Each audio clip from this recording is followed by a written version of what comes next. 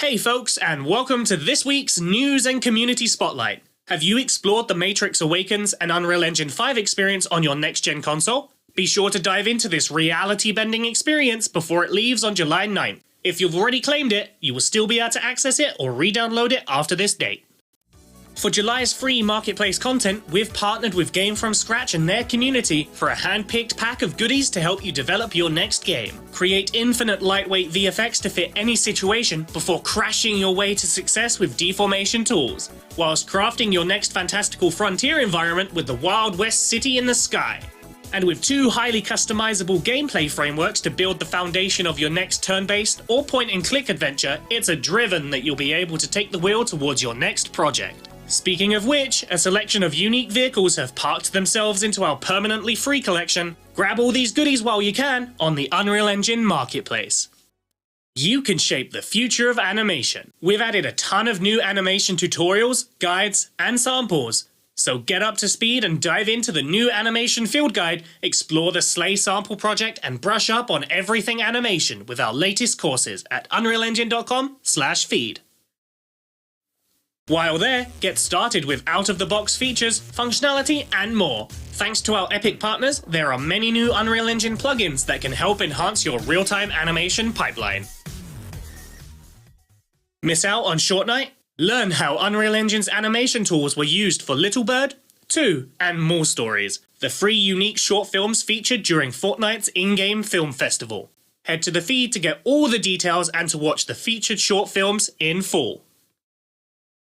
Did Animation Week leave you with questions? We've got you covered. Join us for Ask Unreal Anything Animation, where we'll be joined by folks from the awesome UE animation team on July 13th at 11 AM Eastern. Come prepared to ask us, well, anything animation. Find out more on the forums. If you are wondering how Unreal Engine 5 can supercharge architectural visualization, then don't miss our upcoming webinar in which we'll demonstrate the technological advances in UE5 that are beneficial to the architecture community. Sign up and join us on July 20th. Featuring fantastic character work and diverse environments with a myriad of biomes, all topped off with the superb animation befitting a top-notch anime. Ni no Kuni Cross Worlds, developed by Netmarble, pulled off incredible feats using Unreal Engine tools like Sequencer, animation blueprints, material editor, live coding, and more.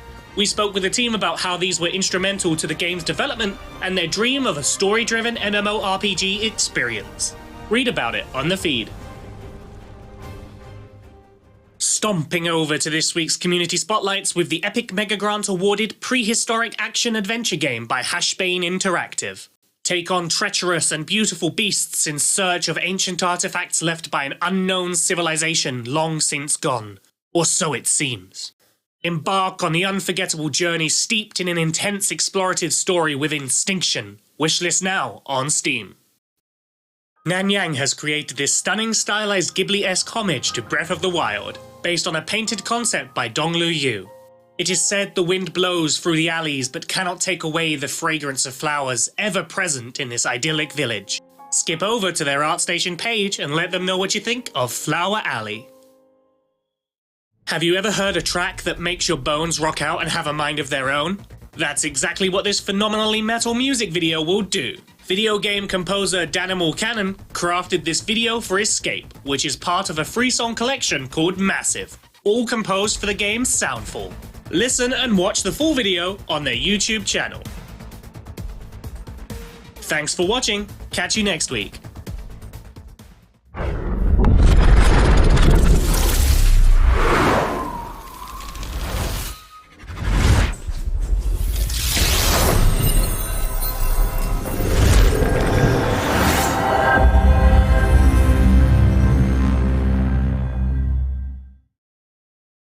Hello everyone, and welcome to Inside Unreal, a weekly show where we learn, explore, and celebrate everything Unreal. First and foremost, I want to give a quick shout out to the wonderful Sky, who you've probably noticed doing the voiceovers for our news and community spotlights recently. Make sure to give them all of the love in chat for a fantastic job so far.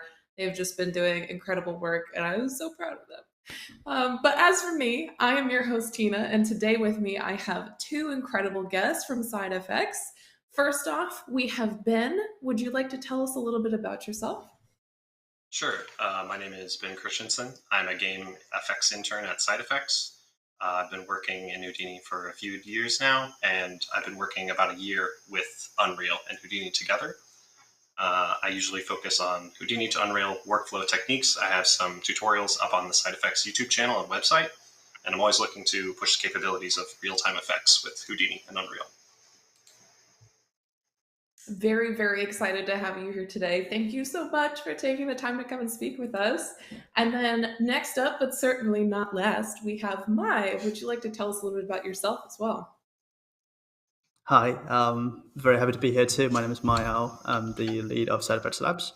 Side Effects Lab is a group of 2 developers inside the Houdini developer family, and we aim at our efforts at helping real-time developers, such as users of Unreal, Unity, and other applications. Here I'll present some effects-related stuff together with Ben. Awesome. Okay. I am so excited. I was saying it before a little bit, but everything Houdini to me is literal magic. So I am so, so excited to dig into everything that you brought today and to get in some questions from chat. Make sure that you are all asking questions throughout. We have a Q&A segment at the very end here. And with that, I'll hand it back over to you, Ben. Would you like to kick us off and tell us a little bit about what we're going to be looking at today?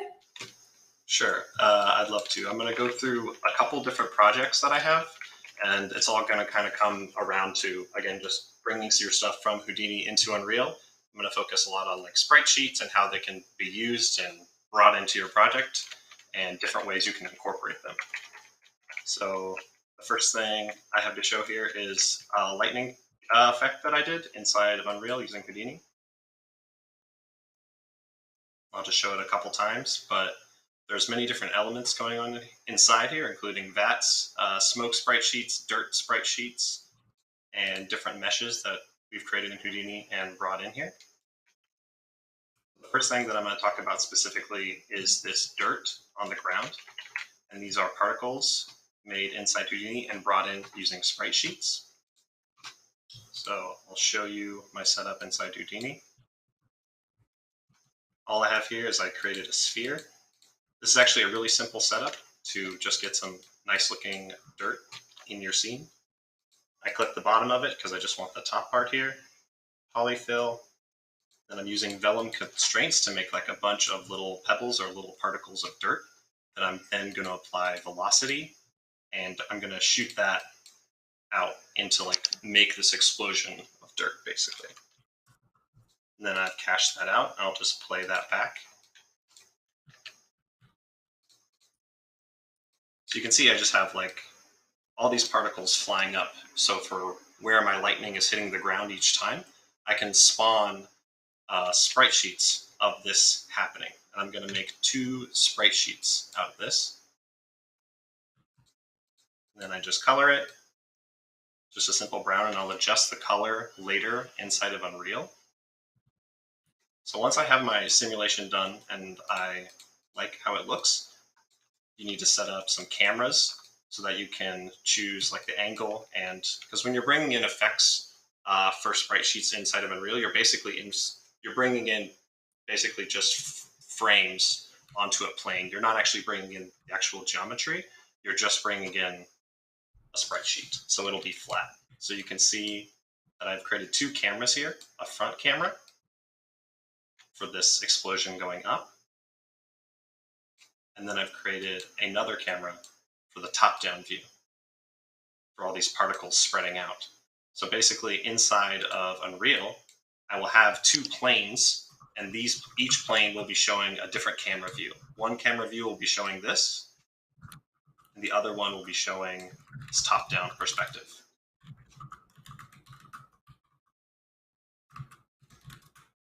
So once you have your simulation all set up, you can just, once you have your cameras, make sure your camera's view is also set to uniform. Okay. All right.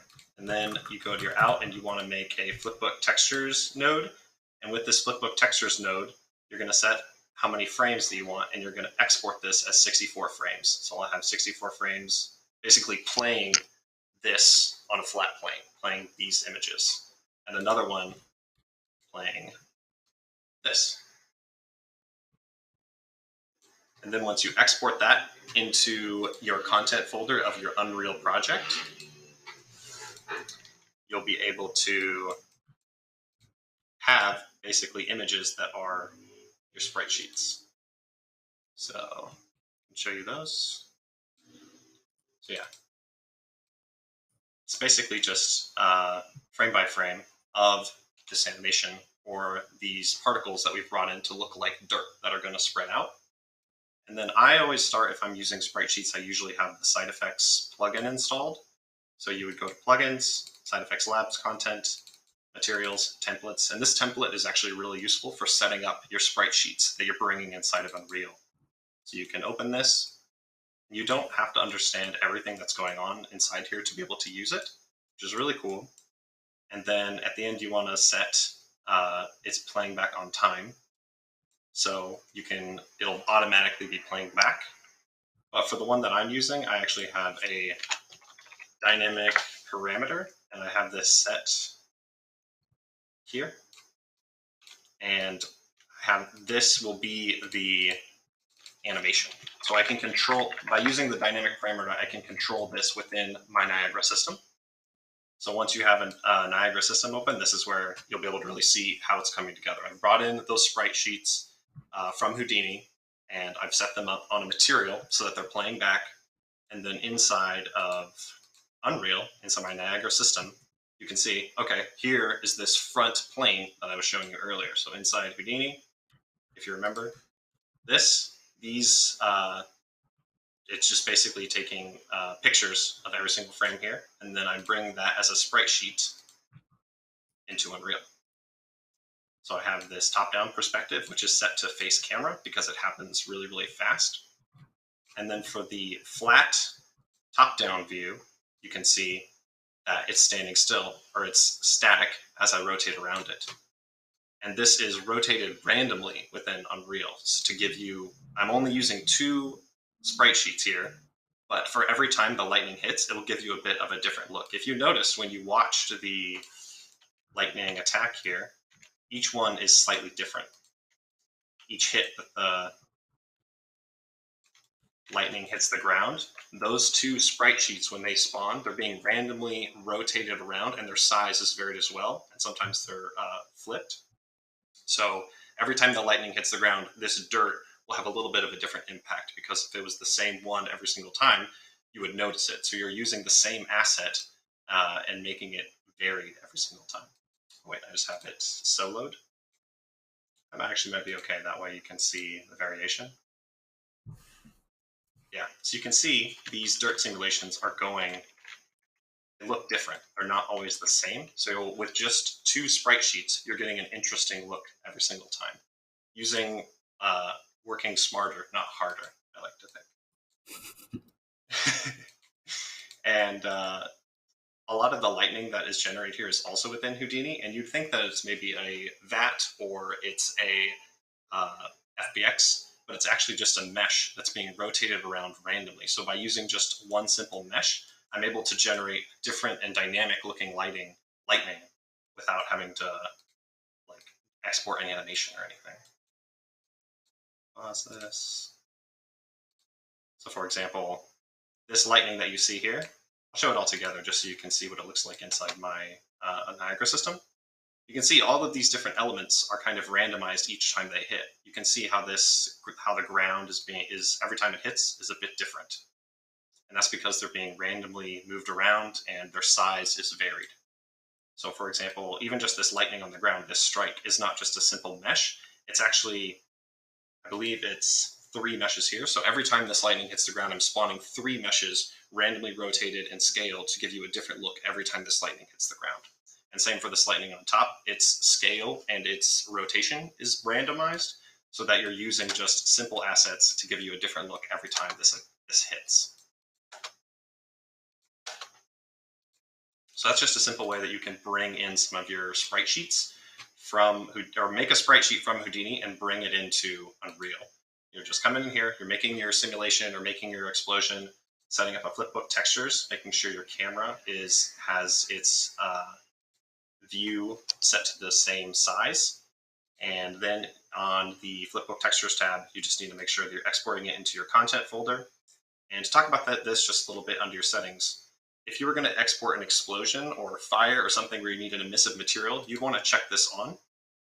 And these MDC1 and these MDC2 are setting up your lighting for your texture so that you can have dynamic lighting if you're using like explosion or smoke or something. But because I'm not using any lighting on this because this is such a dark dirt simulation, I'm not using these. And the last one is motion vectors, which is using these images that it's going to export to interpolate between the frames. So if you're going to slow it down, it's going to have a smoother transition between them. But I don't need that for this simulation. All I did is I just needed this final color because I just need how this looks and the alpha. And then with just 2 sprite sheets, I'm able to generate a different looking hit every single time. Dan, can you pull up the FX Combat video, please? So the next thing I'm going to talk about is this FX Combat that I did. I'm going to build off of the stuff that I just talked about. So just exporting your sprite sheets, bringing them into Unreal, and using them in dynamic ways. So there's many different parts, right? I'm also going to talk about the final explosion at the end there is actually Niagara fluids combined with a Houdini explosion. So I'm taking bits of Unreal and I'm taking bits of Houdini and combining them together to get something more dynamic. If you've used Niagara fluids before, you'd know that the smoke on the bottom, when he does that final hit, is actually you can interact with it. So if a player runs through it, it will move around him, or if it hits a block that you have the right tag on, it'll like go around it. But if you're using a sprite sheet, obviously that sprite sheet isn't able to react to the play or anything because it's just a movie playing on a plane, basically. So by combining them, having the top part of the explosion here be a Houdini simulation, and the bottom part, which is most likely going to interact with the player, being Niagara fluids, you're able to have the interactivity of if you want to run through it, but then a higher detail explosion on top that you're getting out of Houdini. So I'm just going to show you a little bit of that now. Cool. All right, so the next thing I'm going to talk about is some of the explosions that I did for this and how I brought them into Unreal. So if you remember in the video, the first hit that he does is actually inside the glass. So this explosion is surrounded with a barrier. So the first explosion needs to have collisions turned on, and I need to basically fake these collisions because since the first hit that he does where the glass breaks is I'm faking it, it's not actually colliding with anything. I need to basically create that collision inside of Houdini so that when I bring that into Unreal, that it looks like it's actually moving around it. So I just have this, let me turn off the other one. So I just have this explosion. I know it looks a little bit weird now, but it's pretty simple. I'm just using a pyro burst. So I have these particles all shooting out, and they're going to be used to drive the explosion, their velocity, and how they scale. I'm rasterizing that. I transformed it a bit to move it up. And then I'm just using a very simple pyro solver. Just go to the cache here to make this explosion. So as you can see, this explosion is looking like it's actually colliding with something. If we rotate around it, you can see it looks like it's trapped in glass. And it's not because it's hitting anything inside Unreal, it's because it's hitting something inside of Houdini, and then we're bringing that in with the glass. So as you can see, I just made this simple collider, which isn't even perfectly matching the container inside of Unreal, but it just needs to be pretty close. So I just made this simple container, and then I created an explosion inside that container. And if you notice, this doesn't look anything like my explosion that I showed you first inside Unreal, and that's because you need to put down a pyro bake volume. And with a pyro bake volume, you're basically setting the color and what it looks like for your export. So you're basically exporting what's in the viewport to a sprite sheet. So you can see you can set how dense your smoke is. You can set your scatter, and normally the scatter goes from black to kind of an orange or red color. But by setting it blue, I'm basically changing the fire or the inside explosion emission to blue, because my explosion in my project is a very magical explosion. So from that, I didn't use any fire. I just used scatter and smoke. And if you're looking at this, you may say there's something still weird about it. There's like some highlights on the edges of this smoke in the final explosion. So to get that, all I did is I also have these lights around here. So if you can see, this is basically what I'm exporting. I created these lights because if you remember inside Unreal, the glass container has a purple glow to it. It's kind of like magical reinforced. So I wanted to create that kind of look on the outside of my smoke to make it look like it's really interacting with the environment. Little things like this to make it look like it's actually in the scene go a long way to looking like your explosions or smoke are dynamic and being affected by the Unreal project, let's say. So yeah, I have this here. I created these lights all around the edges. I usually overcompensate a little bit and make it a little bit more purple than maybe I need, and I can adjust the color inside of Unreal once I'm at that point. So I created these lights all around here, and they control the purple edges of this. And then I'm doing the same thing that I did with that dirt explosion that I showed you earlier. I'm exporting basically different, let me just show you here.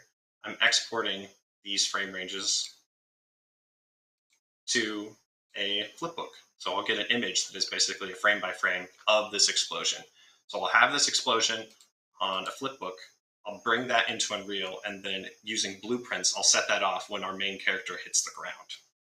And I'll place it so that it's inside the glass, so it looks like these edges are actually interacting with the glass, when in reality, it's just a flat plane inside of that glass. And just like the dirt that we did before, I have two cameras, one for the front. So this is the front view. So you can think of it as like two planes.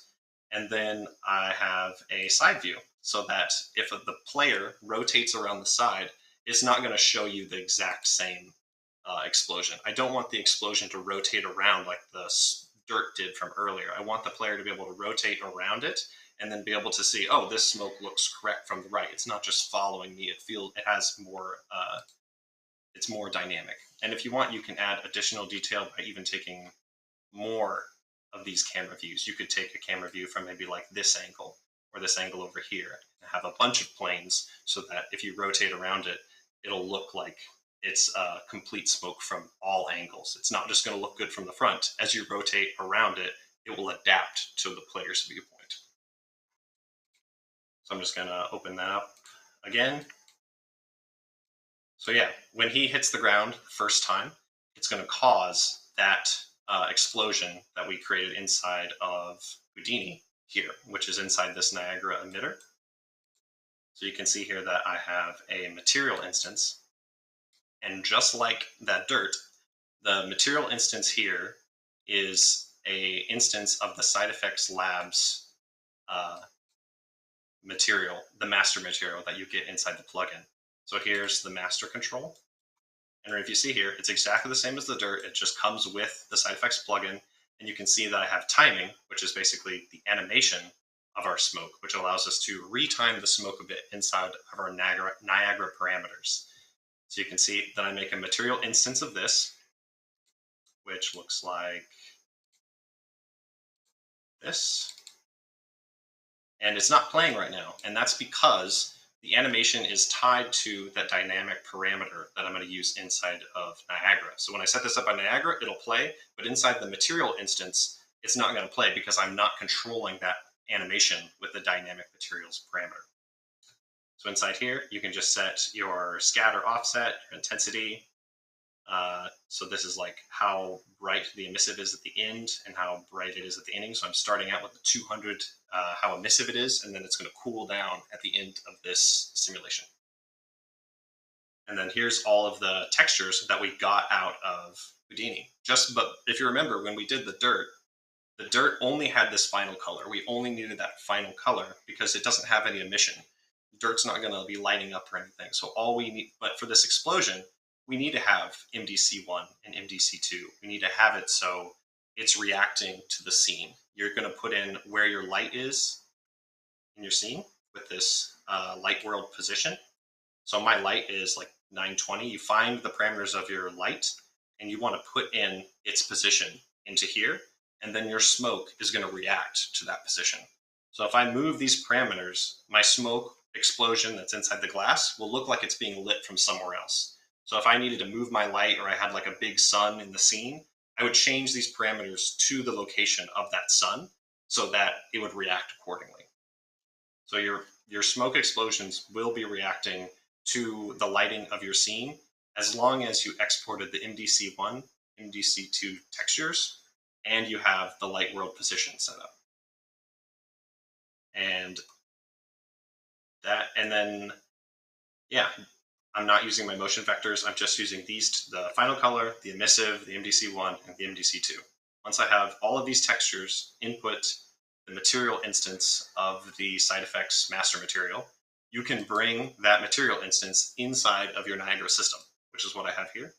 So this is the contained explosion. And if you notice here, there's two, one for each camera.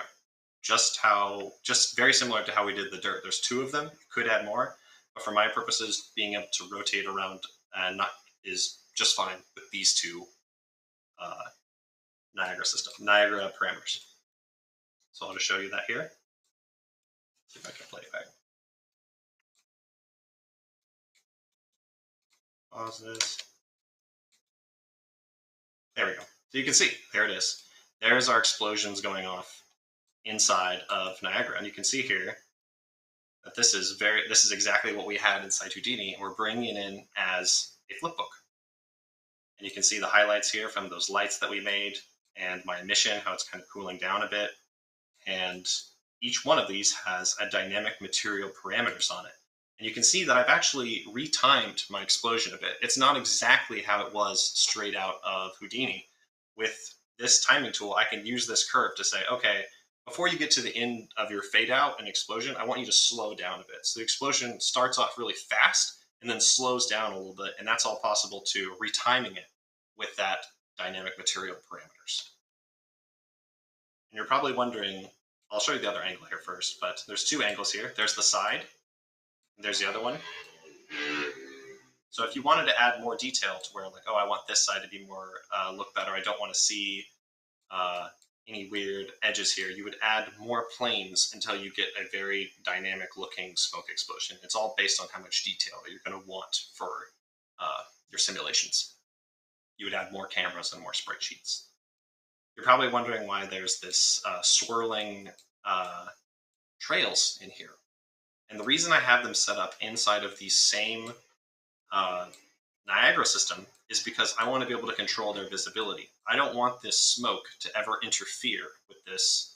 I don't want this smoke to ever interfere with these trails. I want the trails to always be visible through the smoke. Because if you remember, these are flat planes. They're not actually dynamic smoke working around and colliding with things in your Unreal scene. There's a flat plane with these smoke simulations, these sprite sheets playing on top of them. So to be able to control what I want visible, you can come down to your render settings and you can say your sort order. So my sort order for this is I set this to 2 and these are all set to 0. So I'm saying, hey, I want these trails to always be on top of this smoke. I never want to see this smoke clipping or doing anything weird. Just show me the trails on top of it at all times. So I did that by setting them up within the same Niagara system.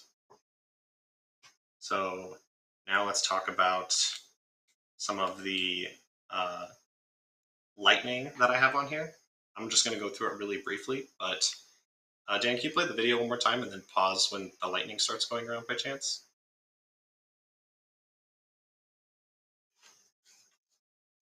I can say when.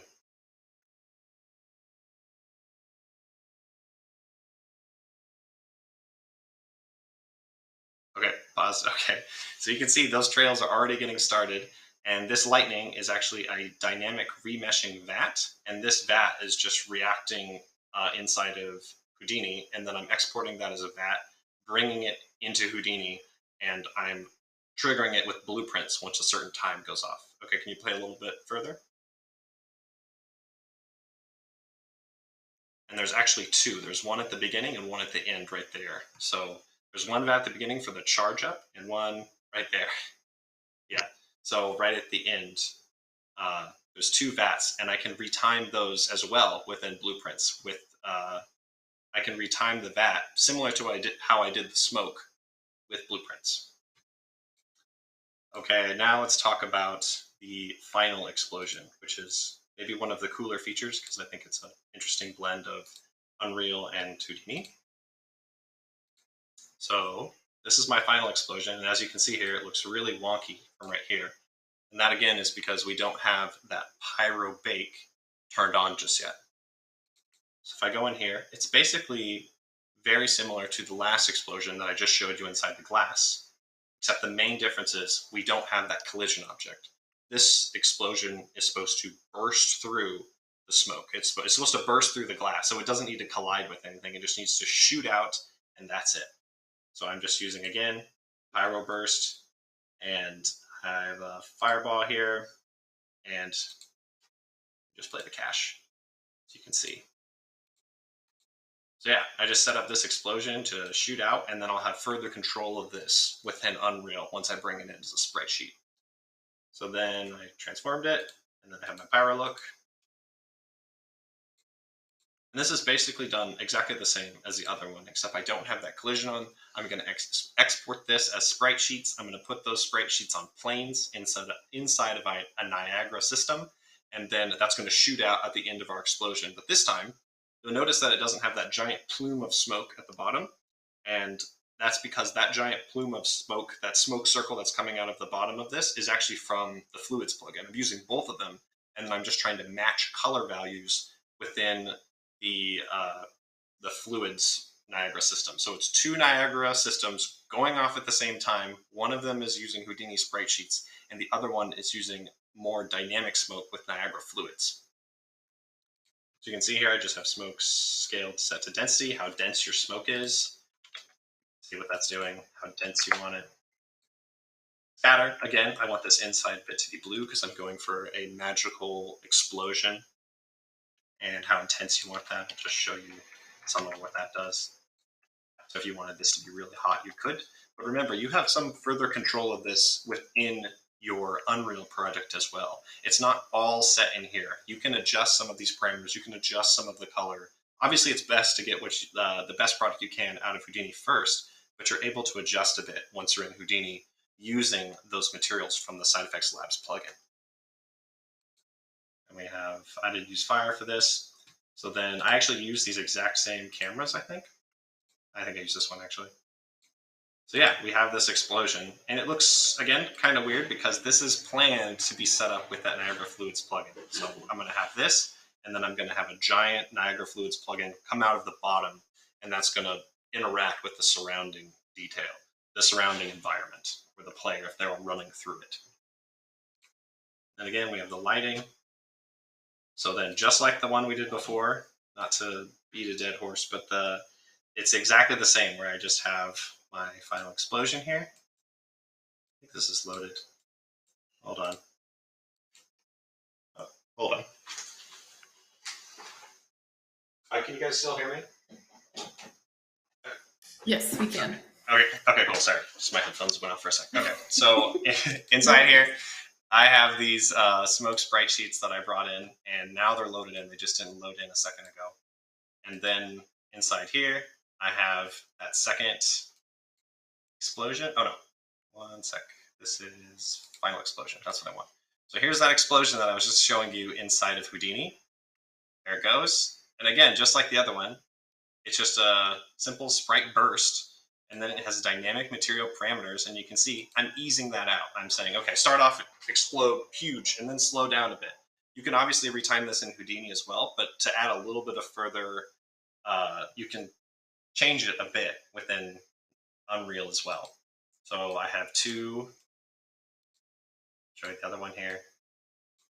That one's not loading in. Give me one sec. So yeah, this one is also loading in on the other camera side.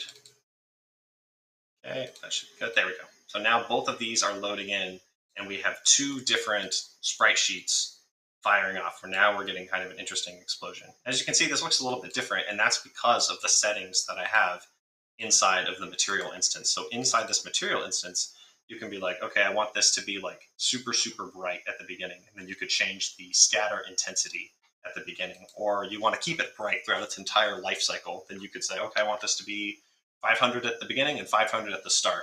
It just depends on what the look is you're going for. So yeah, that goes off here. And then the other thing I'm doing is I'm just using one of the default Niagara Fluid System plugins. I think I'm using this one, and then I'm setting the color to purple, and then that's just going off at the bottom at the end of my simulation. And then I'm matching the color values within them. So at first I made my Houdini simulation. I'm like, okay, I want these color values. And then I made my Niagara Fluids system, and then I'm going to say, okay, match this color. So it looks like they're all part of the exact same explosion. And then the last thing I'm doing for that is I'm firing off different particles as this is going off. So just to show you my blueprint a little bit, you can see all of this is being fired off at different points. So each thing has its own time that it's going to be set up. So you can see that I have my final explosion here, which is the purple. This is the Niagara. And then this one right here is the one that's set up with the Houdini. So this is the Houdini smoke explosion that goes off. And then this is the Niagara smoke, the Niagara fluid smoke that goes off. And they're set off at the same time to look like one continuous explosion. Okay, Dan, sorry, can you pull up the one more time? I'm going to talk about the explosion that happens. There's like a ball of lightning that shoots out. I can say when.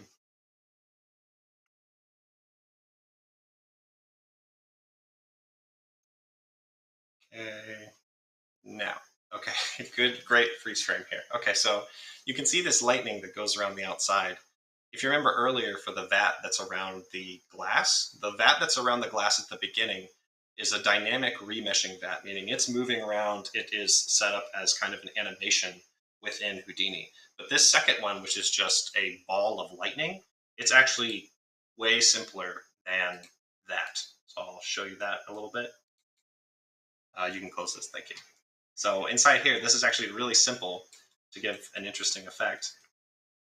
But all I have here is I've created just like this. I deleted just some polygons on a sphere, and then I've used the lightning tool to just wrap lightning around in a ball shape, and then I'm transforming them to just make a bunch of them. So I just made one like ball of lightning, and then I just rotated around and made it look kind of crazy like this. So a super simple geometry created really quickly, and then it looks like it's moving inside of Unreal, but all that's happening is it's just rotating and scaling. So you don't always need to use a vat. Sometimes you can use just a simple mesh that you've created in your 3D software and bring it into Unreal and then use it in a dynamic way where it's a simple static mesh. But like how I did it in that final explosion, this comes out of right before the final explosion with the Niagara fluids. This comes out before and just rotating around with a super hot core inside to look like it's like surrounding the explosion. So all I did here is I just exported this, save geometry into your content folder as an OBJ. So you're just bringing that in and rotating it around within your blueprint. Okay, one more time, but can you just pause on the there's like the purple hands of the guy. So right here is fine. Thank you. Okay, so when you're doing fire, and I'm going to talk about this more in detail, there's different ways to set up your fire when you're doing simulations. You can have a looping fire that's playing on a static plane, similar to how we did the explosions. But you can also do a fire simulation and have it like moving. So you're shooting out tons of planes, to where before you had just one plane playing your explosion. The fire on these bad guys' hands is actually a bunch of planes coming out of there. So the explosion was 2. The hands on the guys is maybe like it's constantly putting out a different sprite sheet going up so that it's more dynamic. And I can show you that. Show you how I did it.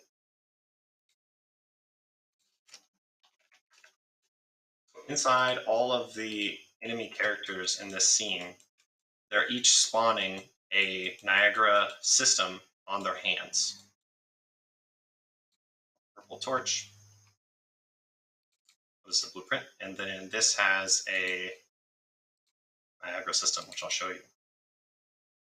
So this is really simple. I'm not going to show you how it's just a fire that I set up in Houdini, exported it the same as all of the other simulations, except this one ends, whereas the explosion goes off, but I'm constantly emitting different fires from this. So that's like a poof of fire, you can think. And the advantage of doing this way is, if you noticed, all of the enemy characters in my scene, their hands move around. Their hands are like moving back and forth. And if it was just an explosion or like we did before, it's not going to be able to react to the movement of the hands. It's going to play the explosion and that's it. But imagine you're emitting a whole bunch of them. You're doing one after the other. Then suddenly, if the planes are moving up and moving away, they're reacting to the movement of the hands. So if you're going to do like a character with fiery hands or explosion hands, you can't do just one sprite sheet on it. You would need it to look like the fire is actually moving off the character's body or reacting to the movement. So with the fire on these guys' hands, what's happening is it's constantly emitting sprite sheets.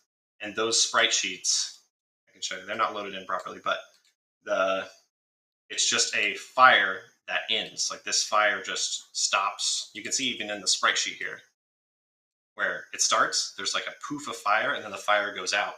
And we're constantly emitting sprite sheets from the hand. So you can think of it as, I can show you here actually. So you can think of it as there's a spawn rate here of like 30, I believe, maybe a bit much. But you can see all of these are being spawned around here. And in the actual scene, these will be reacting to the hands. So as these are moving around, some of the fires are going to go to the left if you're going to the right, for example, because they are still inheriting the movement of where the hand was.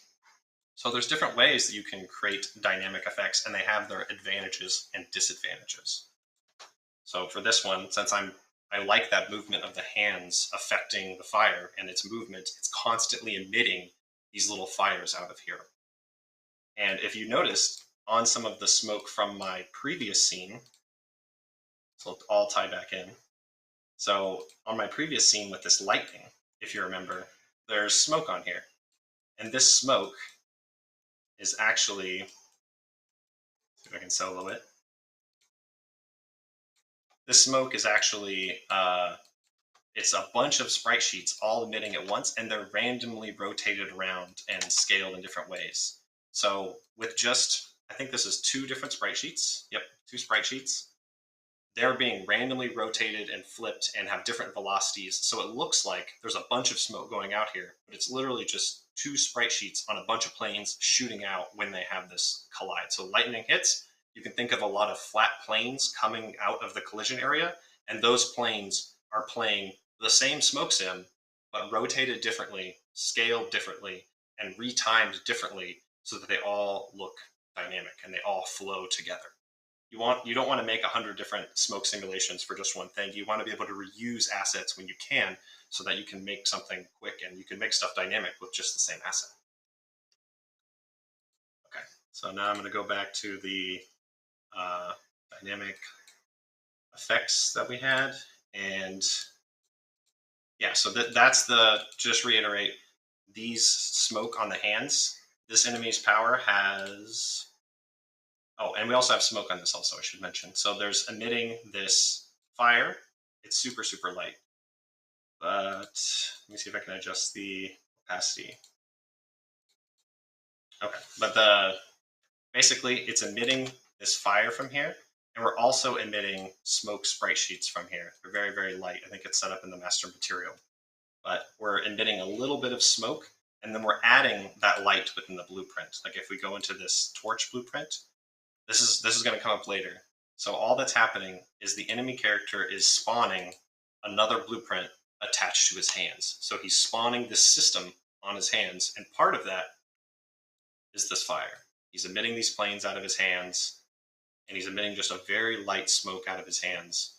And then we also want to have some light on there, because obviously fire has light, and we want it to flicker a bit. So my system for doing this is, see, here's a great way to see it. This will help you visualize, but it's shooting out these planes of smoke and fire, and they will react to the hands. And then using a light inside our blueprint, we can control the flicker so it's actually affecting our scene. So inside our scene, as the enemy characters are waving their hands about, I want there to be light stemming from their hands to affect the ground. It's very, very light, but it adds to the overall effect. Adding just little details to your effects really helps go above and beyond. So inside the enemy powers blueprint, I have light, and this light is set up on an event graph with a begin, and it's just set up on a timeline. And this timeline is like this. And this looks, I'll let the feed catch up. Okay. So it looks like this, and this controls the intensity of that light. So you can think of it as a randomized flicker on this. There's no necessarily right or wrong way to do this, but I'm just setting up some flicker on the hands to add to the overall detail of the effect.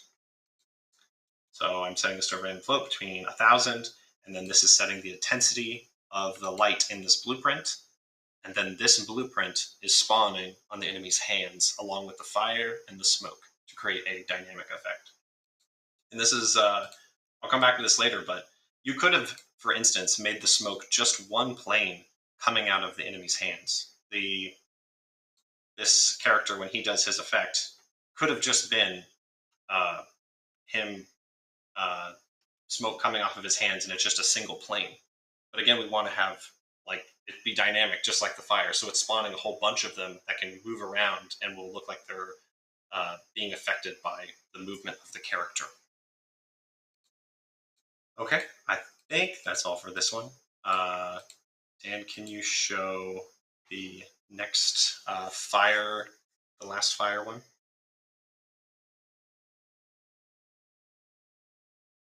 I think it's, yeah, here we go. So this is different than the fire we just talked about. This is looping fire. This is fire set up in Houdini, and we're looping these volumes back into itself so that it looks like it's looping constantly. So you can just place these anywhere, and then they'll work. And I also have smoke simulations, spark simulations, and this light setup that I just showed you on all of these fires. So yeah, there's ones on every single thing, and something that helps to give more of a dynamic look to your fire is making it look like it is interacting with the environment. So one way that I've achieved that is on the very first, can you actually pause at the near the beginning? Go a little bit past this. Yeah, just keep going. Right here, right here.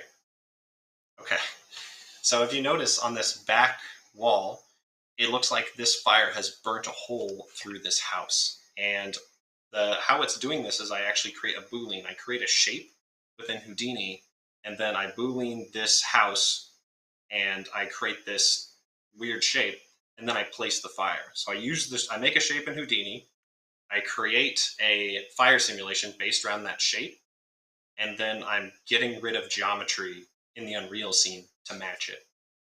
So I'll show you how I did that. I'll show you part of it. So inside here, basically what I would do is, see if this is right. Yeah. So you can see that I have this, let me turn off this fire. So you can see that I have this fire simulation, and this is the fire simulation that I used in that fire scene with the windmill. Also, shout out to, let me show. This guy made this scene that we're running through. I'm not going to try to pronounce his name because I'm worried I'll mess it up, but he did a great job making the scene, and this is what I used to set up my fire simulations and create the camera movement and such. So, yeah, very great asset. So basically all I did is I came into Houdini, I created a shape. Let me show you the shape before I did anything. Yeah, it looks like this. And then I used this shape to subtract away the house inside of Unreal. So I took this shape, just like we did the lightning, I just right click, save, geometry, brought that into Unreal, and then with that shape I created, it like creates a hole in the house. And then once I've created the hole in the house, it actually creates a new material for where the edges were created. So it's like, can you put a material on those edges? And the material that I put is like a hot emissive material. So it looks like, so if the player went up to where I'd booleaned the house, it would show the house being burned. It would have like kind of a rough, ashy texture that's being burned away. So when you create these booleans within Unreal, you'll be able to place a texture, but you can make like a burning texture. So it doesn't look like it doesn't look like the house just has the same material that it had before. It looks like it's being affected by the fire. Yeah. So you can see that in the first house burning away, you can see there's actually multiple parts here. There's a boolean, which is this shape that I've created. And I stretched it out a little bit and moved it a bit inside of Unreal, and why it looks a little bit different. But I created this, made a boolean. Then on the new material that it's created, it has like a fiery texture on it that's emissive. And then I created another texture for the ash. So I used Photoshop. I just made an ashy texture to go on top, so it looks like it matches. And then once that's done, I deleted away all the pieces that I didn't need this. I just need this shape that I have here. So once I have that shape, I have like this. I think I did it from this angle, like this. And let's see if I have a file cache. Yes, I do. So then I have this fire simulation. So in steps, I made a shape, destroyed bits of a house with that shape, created fire along the edges, placed that fire on those edges so it looks like the fire is eating away at whatever you've destroyed within your scene. You don't want fire to just be placed anywhere. You want it to look like it's actually interacting with your scene. So by creating fire that looks like it has affected your project, it's going to be more dynamic. And then last, I'm just time shifting this, so I'm like, no, I don't want the starting frames. And then I'm using a volume mix, and then this will loop. So when this is finished, file cache. So now this fire will loop in our scene. So after 64, it'll loop back. So inside my video clip, once this reaches the end of its life cycle, it'll look like it's just looping over itself. It's never going to end. And by doing that, you can have continuous fire going throughout your scene. And if you create a whole bunch of these, you can create something that you can easily art direct your scene really fast. You could have like 10 different fire assets and move them about however you need. I'll show you how I did some of that. I'm going to go to the last fire because I think it's a good example. So you can see here on this, it looks like, okay, we have fire here, fire here, fire here, and fire here. So I believe this is 1, 2, 3, 4, 5, 6. I have 6 fire simulations that I created within Houdini. I brought them into Unreal. I placed them, and as you can see, there's this texture along the edges here. This is from booleans. I created I think I just used a square for this, and then I got rid of some of the geometry, and then I used the material the empty material slot that's created to place this fiery, this hot texture. So it looks like it's eaten away at this, or the fire has subsided on this part. And what's good about this is that if you're doing a scene where you have a lot of fire, you can easily move this. Hold on.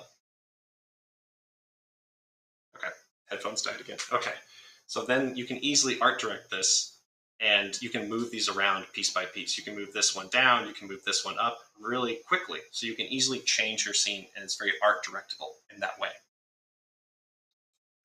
So that's how I did that one. I'll show you that. It's basically the same concept where I'm creating a fire. I'm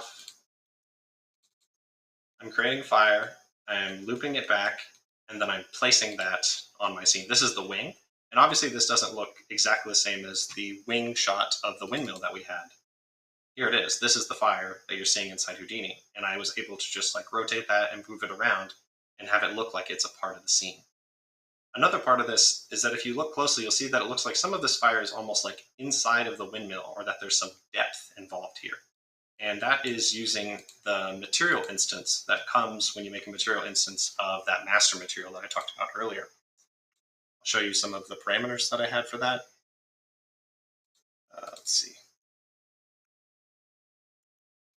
So you can see this is just a snapshot of my material instance, but inside the Houdini FT normal opacity depth, this is a depth range, and it'll allow you to control the depth of like when your fire sprite sheet is it's inside geometry, it will look like it's actually intersecting some of that geometry, and you can use that to make it look like it's dynamically working around it. So you can use these parameters to make it look like your fire is actually working dynamically with your scene. And scatter offset and directional scatter, again, if you remember the MDC1 and MDC2, you can use these to affect the smoke and the light direction of your smoke or fire that you're bringing in. So let's see. Now I'm going to talk about so again, same thing. I was just brought in these textures just like I did before. I believe this is the smoke, so I didn't need any emissive material, but the smoke on the top of the houses, show you that. So you can see the smoke on top of the houses, it doesn't need emissive, it just needs light. So each one of these smoke, it's setting their light, where the light is coming from, to be this fire. So just how we talked about before, where inside our settings, you can set where you want the light to be coming from within your scene, and these smokes are being set to say, hey, the light's coming from here, light yourselves based on that. And that's all done within the MDC1 and the MDC2. Okay, so then you have the directional scatter, ambient scatter. You can look dev and change some of how your smoke looks and how it's being affected by that light or not being affected by that light. I don't want this smoke to be emissive, because that obviously doesn't make sense. The smoke shouldn't be lighting itself up. It should only be getting light from the lights in the scene. And you obviously have these textures just like before. Okay. Let's see. So yeah, smokes, light. And if you remember when we talked about the fire hands and those light bulbs that we set up in blueprints, these are working exactly the same way. Every single fire is set up as a blueprint within my Unreal project. And that blueprint has a multitude of things. It has the fire's sprite sheet here, obviously, and it has a Niagara emitter emitting sparks. So there's flicker, sparks, and the fire. So I can control them independently. The fire doesn't necessarily control the lighting of the scene. I can set it so this fire's flicker is different from this fire's flicker, or I can have this one have different sparks. It all is very art directable, and you can change how your lighting is interacting with your scene without having to resim your fire or something. Okay, again, same thing. This is using a depth blend to make it look like it's kind of apart or burning away at this windmill. Smoke's being affected by the lighting space and directional lighting. This is eating away. You can see the ashy texture here, and the fire and the boolean. 3. So obviously we have a multitude of fires here, and something is that you can reuse fires and then offset their timing to give a different look. So to give a different look to your fire, what you want to do is you can change the offset inside your master material. So you can say, okay, offset this by 0.1. So like this fire is used earlier, and this one is as well, but they have different offsets within the scene. So within the scene, this one will have different timing and different speed than one that's exactly the same. So you can use the same fire over again and continue to reuse these assets.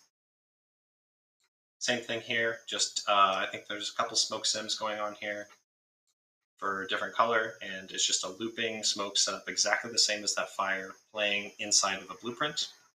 And they all have their own lights that are set up to affect the scene, and they have their own flicker. Depth, and you can see I have a very light smoke here that's using the depth blend to make it look like it's coming through the boards. You can even see, if you look closely, some of the lights that are going on here, like there's light bulb here, here, here, here, here, all set up within blueprints that are separate from my actual fire's emissiveness. So the lighting is controlled separately. And if you look closely, there's a big spark simulation underneath the house that's burning. So sometimes sparks will fly up, and there's also a like hay or wheat simulation that comes up, which is just like a simple texture of like wheat or straw that's flying around randomly. So you're using a simple texture to make it look like bits of this house are flying up into the air and being affected by this fire. Again, like small details will really help add to your overall effect of your scene. And then it may be hard to tell, but in the background here, there's actually a giant looping smoke simulation that's in the back, like a giant darker fire. Let me see if I can pull up a picture of that.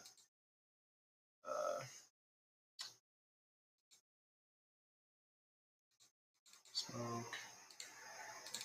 It's basically just a giant plume of smoke that's coming behind this windmill to make it look like there's other fires going on that we can't see in the simulation. Here we go. So this is going on behind. I'm not sure how noticeable it is, but we can change the animation speed here. This offset, which is what I was talking about earlier, you can change the offset so that you can make it start a little bit later than other ones, so that if you're going to reuse this asset in other places, they will offset their timing a bit. And yeah, this also has an MDC1 or MDC1 and MDC2 color texture in order to give this accurate lighting. So even though it's not super visible in my scene, this is it is reacting to the overall light. There's like a moon light in the background here that's very, very slight, and the smoke will be affected by that because of those textures. So all in all, it's a very similar technique. It's a looping technique added with booleans to give a dynamic look to every single fire, so it looks like it's eating away at the geometry, using depth blend to make it look like it's like reacting to what's around it, and then set up with blueprints and other Niagara systems to make it have the other details that we need. If we wanted to add more smoke, we could. We could add more sparks. It's very art directable, and that we're able to change our scene very quickly. And when you're doing fires and smoke simulations and explosions, sometimes you'll need to add more planes or more spawn rate, like we did for the fiery hands, in order to give more detail, or if we need to see it from a different angle. So for example, the smoke sim that I just showed you, this is flat, obviously. It doesn't have two planes like we did with the explosion, or three. But in a far distance where the player's not going to interact with it, this is perfect. So you can have a high detail smokestack that's looping behind everything, pushed way out, so that you can add detail to your overall scene, because you don't need the player to necessarily interact with it. In some games, they'll do like where you have a whole bunch of sprite sheets on different planes, and then on these planes, you'll be able to add different amounts of depth, so that if you rotate around it, it'll have a better look. For smoke that's way far out, you can have just a single plane with looping smoke or fire, because it's not going to necessarily interact with the player. Okay, I think that's about it for me on how I set up the fire and the smoke simulations. Just incredible. I have to take a moment to just basically fangirl over everything that I just watched. I was completely blown away. Absolutely, absolutely. And honestly, there were a lot of little things throughout those demos that helped me from an artistic standpoint as well. Just little details that I think are really easy for people to look over. Like, for example, talking about just changing manually how often it flickered with the first lightning demo, for example. I mean, little tiny things like that can really help totally alter the feeling of a particular effect, and it's super easy to overlook something like that as well. So lots of fantastic little nuggets of information throughout those, so thank you so much. Thank you so much. It's a pleasure. Absolutely. And then, of course, next up we have Mai. I know you also have a lot of stuff you wanted to show us as well, so let's go ahead and dive right in, right? Thanks, and also thank you, Ben, for your wonderful presentation. So I want to just pick up from where I left off and do a bit of a deeper dive on some of the nodes that we use. I created the flipbook textures node in Houdini 19 and the shader for the Unreal Engine. So I can give you more of a rundown of all the options that's in there, and some of the less known toggles, and when you should be using them and what they're supposed to do. And to do that, I want to use the two simple example project. So this one is a little magical dancing figure. rendered on a card. I'll talk about how you can create this. I created this in roughly 20 to 30 minutes. It's not super difficult. I exported it into Unreal. And then we'll do another project, which is more of a standard explosion. We'll use that to talk about like lighting. So for this one, I started with a animation asset. I just grabbed it from here. You can download it for free. Then I can share this project too if you're interested in this HIP file setup. So I downloaded the FBX of the dancing character. I used two nodes here. One grabs the FBX character, the other one grabs the FBX animation. So once I have that, I'll have a little dancing person here. And I did a little bit time shift so that I pick the range of the animation I want to see. So for the color of what you see here, I wanted to create the color based on something, and that's something I chose. I decided to use the velocity and interpret that as color. So I started off with computing the velocity on this geometry here. So you can compute the point velocity on this geometry using a simple point velocity node. I didn't really change any parameter. It's pretty much the default setting over here. Once the velocity attribute exists on the baseline geometry, I can do a scatter node. Again, just the default setting. Obviously, you can make it more fancy, but I'm just want to illustrate the point that you can create this very simply. So once you have the velocity on the baseline and you scatter it on top of that geometry, you're not only going to get the points, but you're also going to have, if you turn on this visualizer here, you can visualize the velocity that's on these points. So this velocity is helpful for both creating the motion in the simulation as well as the color. Then I added a pop sim so that I don't want to just have these points on each frame. I wanted to get a look that looks like a more fluid and dynamic, with all these particles live for a few frames. And you can just throw it around. And inside this popnet, I think the only thing I changed is I changed the emission type to all points. I basically use all the input points as the source spawning points. In the birth section, I changed life expectancy to 0.2. This is in terms of seconds. So I have a frame rate of 30 FPS. So it's like living for roughly 20% of 30 frames. So I want them to die quickly. Then here in the attribute, I inherited the velocity from the input geometry and added a little bit of random velocity with variance. So they will have some, and that's not the right one, this one. So they will have the incoming velocity as well as a little bit of random jitteriness. After that, I use this new node. Typically, you will use the color node, but this node is sort of the next iteration of color node. It has more powerful options in here. So what I did here is to use here. I used the color correction. I set the color based on velocity first. Then I did a hue shift. So pick that hue I wanted, and did a little bit of post processing to clamp the min and max color I want. So I don't want it to go completely black. So there's a lot more options here you can explore. But moving on, I wanted to create volume from these points. So this part is, if you're not familiar with Houdini before this part, might look a little bit technical, but we'll just go through the details of how to set it up. So in order to turn points like these into a volume source is something you feed into the volume sim so that it can process the simulation over time. But initially, you're going to have something like this. Every frame basically like a still version of some kind of volume. And this is sourced into the solver every frame. But in order to create this thing you see here, you need certain attributes. For instance, you need the density P scale. These two are pretty basic, so I just set them to 1.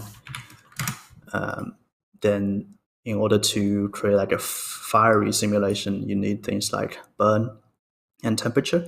So I calculate my temperature based on speed. So basically, the faster the points are moving, I want the temperature to be higher, and I basically equal the burn with temperature. So this part is relatively like up to you how you want to set it up. But the important part is you want to have these attributes on your points if you want to turn that into a volume. And also have CD, which is the color.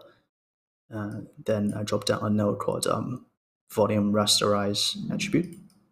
So on this one, if you just drop down an empty one, there's not much on it.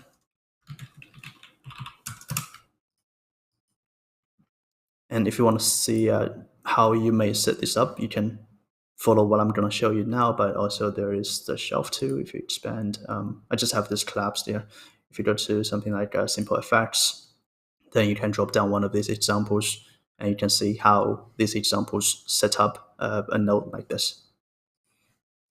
But in my example, I just manually typed the things I want. Basically, you're creating volumes. You can see here, there's multiple different volumes. That's kind of, you can imagine them stacked on top of each other. And the main thing you're seeing here is just density. And the other ones is sort of invisible. You are turning all these attributes that exist on these points into the voxel values that as in this grid representation of volume. Important parameters here that might affect things includes things like voxel size that kind of changes the resolution of what you're seeing here. So if I have it much bigger, it's more rounded and rough. And this is more detailed. Particle scale is related to the p-scale. Once you have a p-scale, it's going to multiply against that. So if I change this, you can also see I might have changed it a bit too high, but let's see. Yeah, turns into a blob. All right, let me go back. Stop this. All right, here we go. We could have a dancing blob. I'm down for that. Yeah. I'm sure the AD will love it for the certain duration. So the other one that could be interesting is the velocity blur. This one, if you turn it on and off, you can see it's a bit subtle. You can see that it's using the velocity attribute that exists as you input here to kind of stretch the volume over time a bit. So that could be helpful. Then typically it's good to turn on this normalized by clamp coverage. If you don't turn it on, it looks a bit weird. Just leave it on. That's it. That's this node. Then I did a file cache here because this node depends on what you're doing. Sometimes it could be a bit slow to calculate every frame.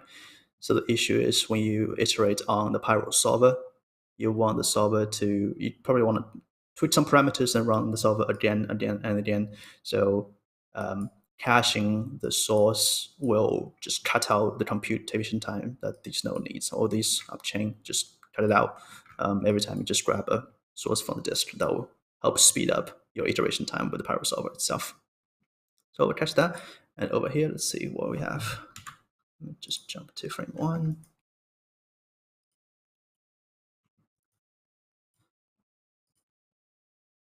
So the voxel size, I tied the voxel size with the voxel size I set over here. So I can just right click on this and say copy parameter. And I go over here, right click on this and say paste relative reference. That will allow me to link the two channels. So when you see it's green, these channels are linked. Over here, the things I changed is turn on the advection reflection. This will improve the accuracy of the advection. Because Pyro solver, it's physically accurate, but that's a figure of speech. It's physically accurate to the limit of the equation or the algorithm. So there are settings like this to help reduce things like numerical losses of data. In the sourcing section, this is like what kind of input volumes you're pulling into the solver. So here we can see we have all these different input volumes, and same here. So we're going to have to import that into the solver. The one thing that's a bit different from a standard Pyro solver, if you just drop down a basic Pyro solver, is you don't have the CD. The CD is typically not part of the fire simulation, because the fire you take the color from the fire. This is, I wanted to look a bit more motion graphics, a bit magical, so I need the color.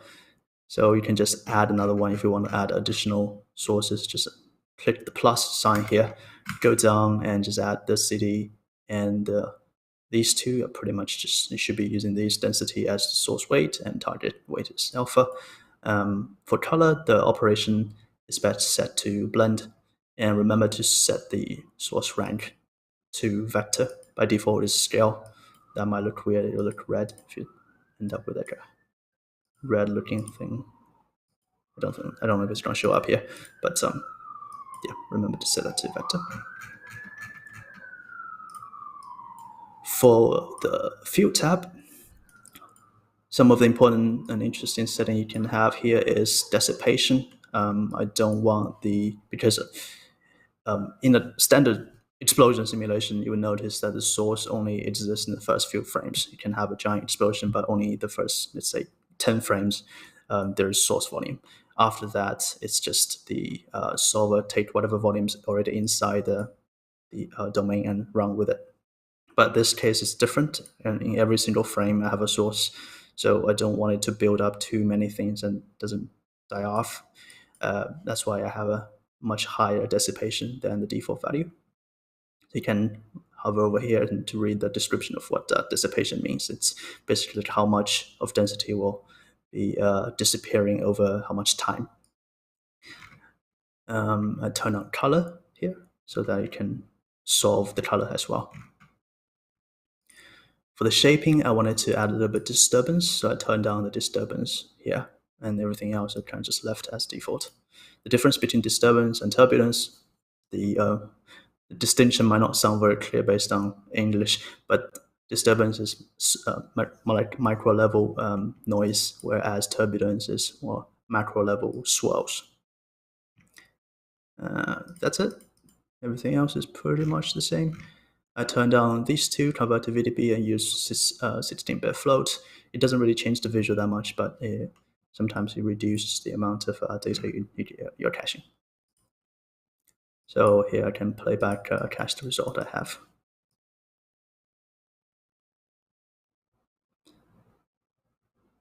You see all this red stuff it's actually fire, because I did have burn and temperature in it, so it's actually creating fire. But all the additional color stuff, that's the color of the volume itself. So if that's done, you can drop down a Pyro-Bake volume to further beautify your volume, and this has a lot more interesting control over here. For instance, if I don't have fire turned on, I don't have the fire that you saw here, these things. So for that to appear, to turn on fire, and here you can see it's actually using the fire color, because I changed the fire color ramp from the default value to I think it's this one. Yeah, that's the one I chose. So a little bit purpley look, and you can adjust the intensity scale to the amount you desire. For smoke, if you change the smoke color, by default it's 1. It will look a bit darker. If you wanted to make it brighter, you can just make it the value higher. Throw what value that says 1.5. Yeah, I think I leave it 1.5. Shadow density is the amount of shadow you have. Strong shadow and weaker shadow. Okay, we're almost ready to go. So let's talk about the Flipboard texture node. So this node is currently, I'm showing you the iteration as it is in 19.5. We'll do an upgrade. The community has given us a lot of useful feedback, and we do want to improve the performance as well as the just user experience of this node. It's a little bit complicated. We want to simplify it as much as possible, but for consistency with what tool is available to you currently, I'll just show the older generation of UI here. So to render something like a volume. So this node actually can render flipbook for volume and non-volume. They render geometry. Actually, geometry is a weird term because in Houdini, geometry encompasses volume as well. So you can render polygonal geometry, particles, lines, all that stuff, and as well as volume. So it's not just a volume-only flipbook node. So if you want to render additional stuff, you can expand the long non-volumetric geometry path and drag the from the geometry context, drag whatever node have that non-volume geometry into the final color path. Then for volume, currently what you need is to find the pyrobic volume node, and you can drag that node into there, and that will link it up. Then of course you want to have a camera. The thing to say about the camera is that depends on the resolution of how you want to tile your flipbook. In this case, I wanted to tile it based on kind of this. I want to have a 8x16 grid. So you just need to make sure that the resolution per frame set here matches the resolution of the aspect ratio of the camera. The resolution doesn't need to match exactly, but the aspect ratio does need to, so that don't create any distortion in your output. You see a little bit additional control over here, the emissive property, if you're using non-volumetric geometry. So one instance should be, you could include like dirt particles inside your simulation, and dirt is not emissive. So you will leave the emissive property as non-emissive. This is helpful for this node to figure out when you render out the texture you needed, what kind of elements in the image should go to the emissive texture. So non-emissive stuff will be excluded. But let's say you are rendering some sparks that's partially emissive, like the tip of your spark is emissive and the other part is not. You can set it to partially emissive or fully emissive if the whole thing is completely emissive. So that's helpful for doing emissive control. The additional stuff you have here is this parameter. Sometimes it's not that obvious what this parameter can do. So this is the start and end of your simulation, but obviously there's a lot of texture constraint in terms of exporting flipbook. You might want to reduce the number of frames you want to export. So you can skip frames, you can export every other frame. So to do that, you can just set this to 2. So if you set this to 2, you'll end up with 64 frames instead of 128 frames. That could be helpful. And the motion vector will help you blend the visual between frames. The motion vector that we can compute is based on the velocity field that exists in the volume. So it doesn't matter how many frames you skip, the velocity will always be faithful to what it actually is supposed to be. Then it's transformed to the NDC space, otherwise the camera space. So it depends on your aspect ratio of the camera. It's basically equivalent of saying like how much UV space unit it's going to travel from frame to frame. And that's exactly how the Unreal shader will read it. So that ensures that we can have a almost 100% accurate, apart from the numerical errors, but by design should be that 100% accurate motion vector path. So you can visualize motion vector by dropping down like this labs node. It's relatively new. So if you can set the mode to visualize motion vectors, that's kind of the motion vector you see. And the green one is upward motion, and the red one is to the right, and the black is kind of to the left and downwards. You don't see it, but when you render out using this node, that it will be able to pick up all the negative values that you don't see. Based on your hardware, you can set the 3D resolution limit. So what this means is, in order to like render out something like this you see in the viewport, to go from the geometric representation of all this, the grid representation, all the volumes and the values inside all the voxels, to something that appears in 2D in your viewport, there's an intermediary step where the values are stored in a 3D texture. So this 3D resolution limit is the limit of that 3D texture. And this thing you see here, which is a 3D texture, so it's like power raised to the power of 3. So the first value is sort of the resolution. This is a rough estimate of based on the GPU memory of your graphics card, which one you should use. By default, it's relatively conservative. It's set to that. But if you have a higher end GPU, you can push it higher. Then we have the color space. Now, I wanted to show you the sort of how nice the ASUS color space is. ASUS color space, if you're not familiar with it, it's sort of the color space that the Academy uses for film production. Let me just pick a representative frame, maybe this one. So I want to compare the ASUS color with the traditional Gamma 2.2 color space. It's the default. So you can see it's much more dynamic and richer representation of the color. So it always looks better if you use ASUS colors. So what you see here inside, even though I think in Unreal 5 now they support ASUS color in the texture, at least as far as I know, at least in the texture setting, but we don't require you to use any special support in the Unreal side. We just bake whatever you see here into the texture export. But how do you get ASUS color? The easiest way to do that, if you don't already have a configuration, is to go to this Labs main menu here and go to Labs Preferences. And here you can turn on the OCIO ASUS 1.2. That's the small minimal version of ASUS color that we ship with the ZFX Labs.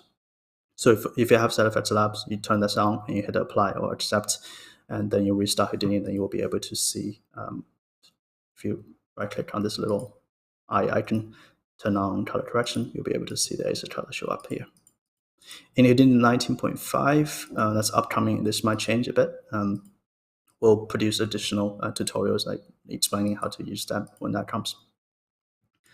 But once you have this in at the bottom of your viewport, you can be sure that you have ASUS color.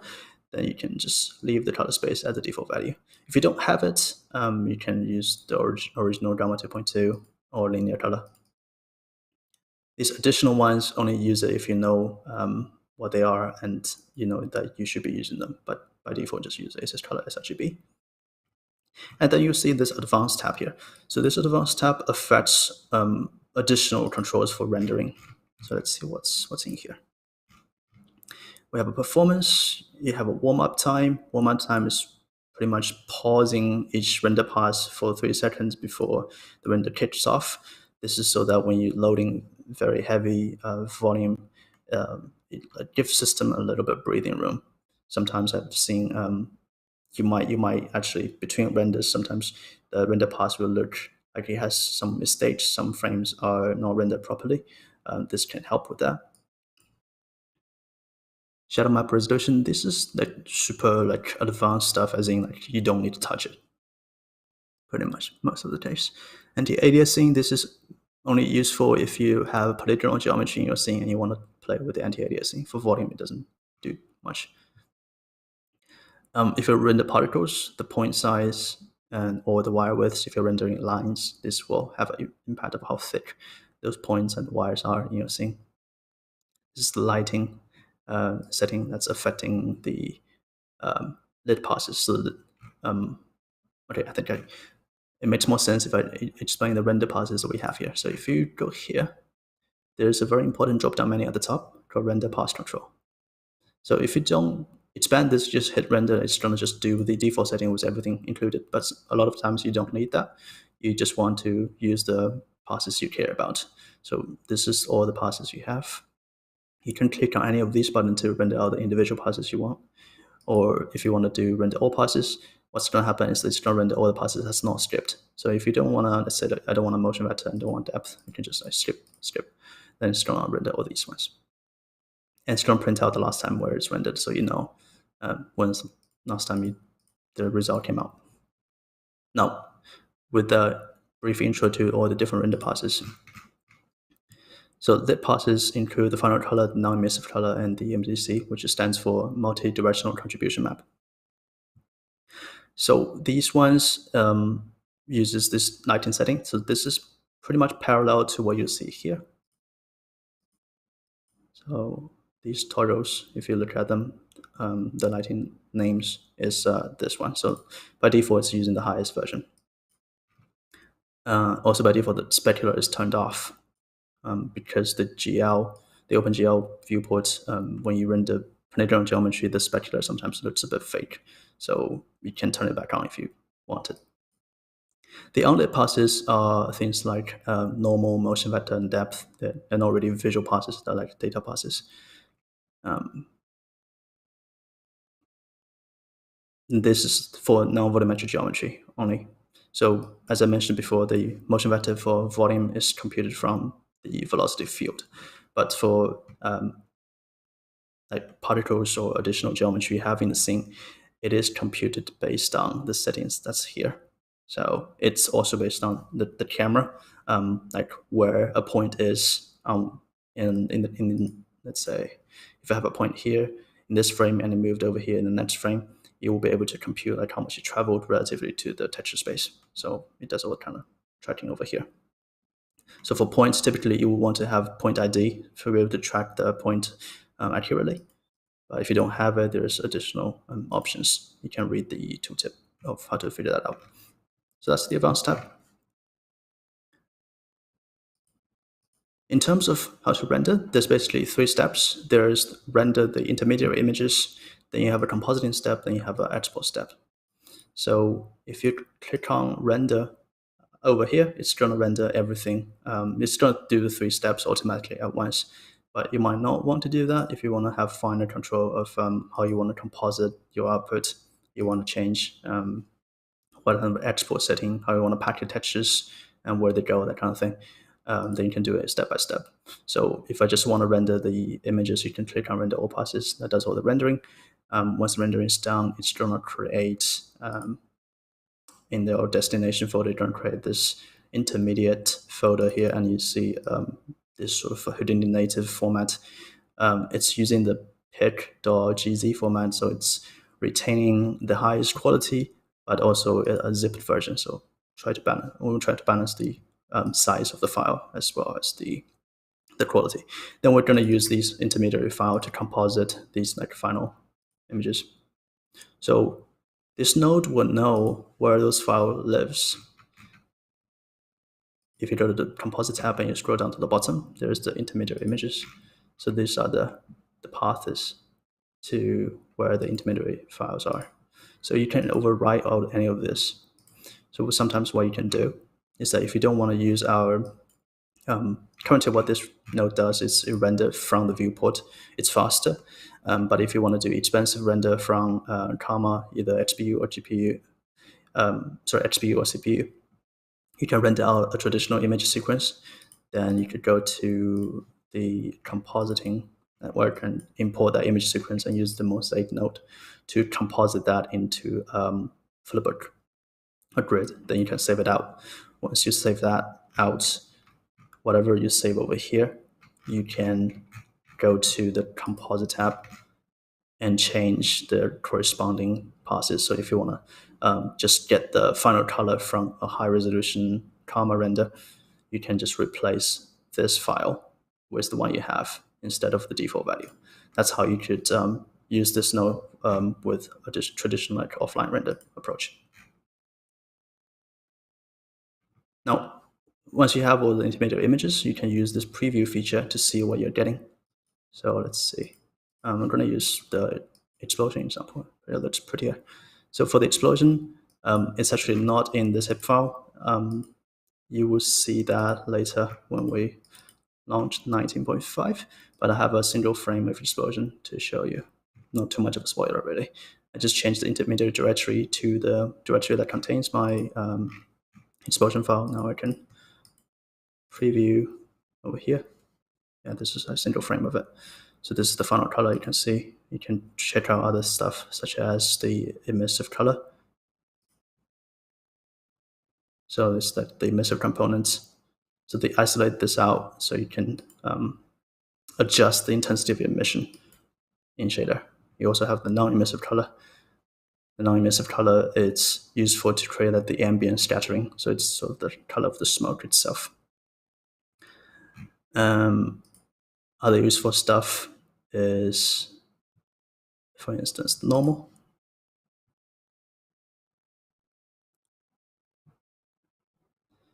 So normal is one of the probably most common things you might want to adjust in the composite tab, because it depends on how you want to, what kind of normal you want. There are two types of normal. One is if you change it to surface normal. This is the Vauxhall normal. It can be very high frequency, and it's very useful if you have a very dense and thick smoke, so you capture all this high frequency detail. But for some cases, it might be too much, especially when your smoke is fading out towards the end, when it's pretty much just a wisp, you don't really see much. But if you use surface normal, it's still going to retain all this high frequency detail, even it's fading out. In which case, the alternative is to use the MDC normal, which is composite normal based on the multi-directional contribution map. So it's a much softer normal like this.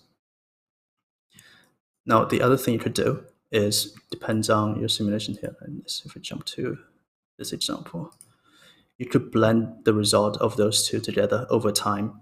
So you could use a higher resolution normal at the beginning of your sim, and towards the end, when smoke is fading out, you can transition into the more smoother normal.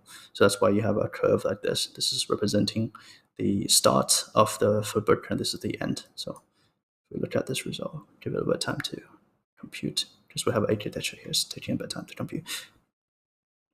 I set the output normal mode to surface normal, blended over the MDC normal, so the curve represents how much surface normal you're going to get. So at the beginning, we'll have 50%. If you look at here, it's much more high res, where at the end, it's much more like soft. So that transition is controlled by this curve.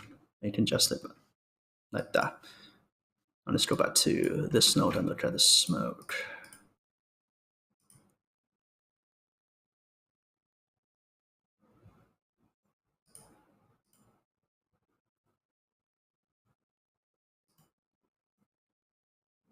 One second.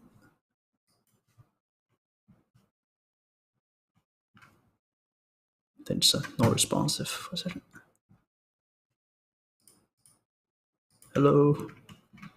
It's stuck. That's weird. That hasn't happened before. It's shy. It doesn't even say non-responsive. It's just like, I'm not going to do it. What are you telling me? That's okay. I can restart this while we jump to... I don't know what happened. I'll restart it.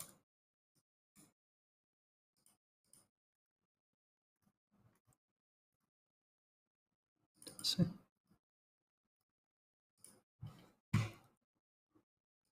Let's look at the audio side for a second. So,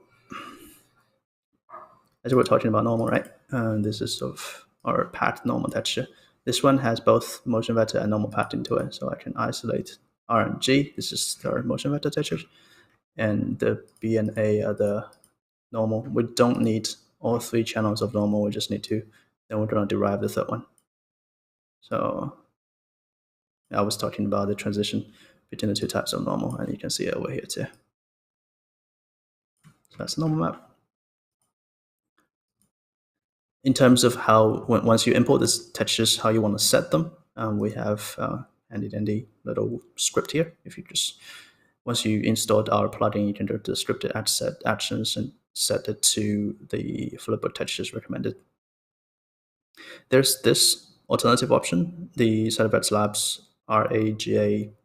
This one is a bit more advanced, and most of the time you probably don't need to use it.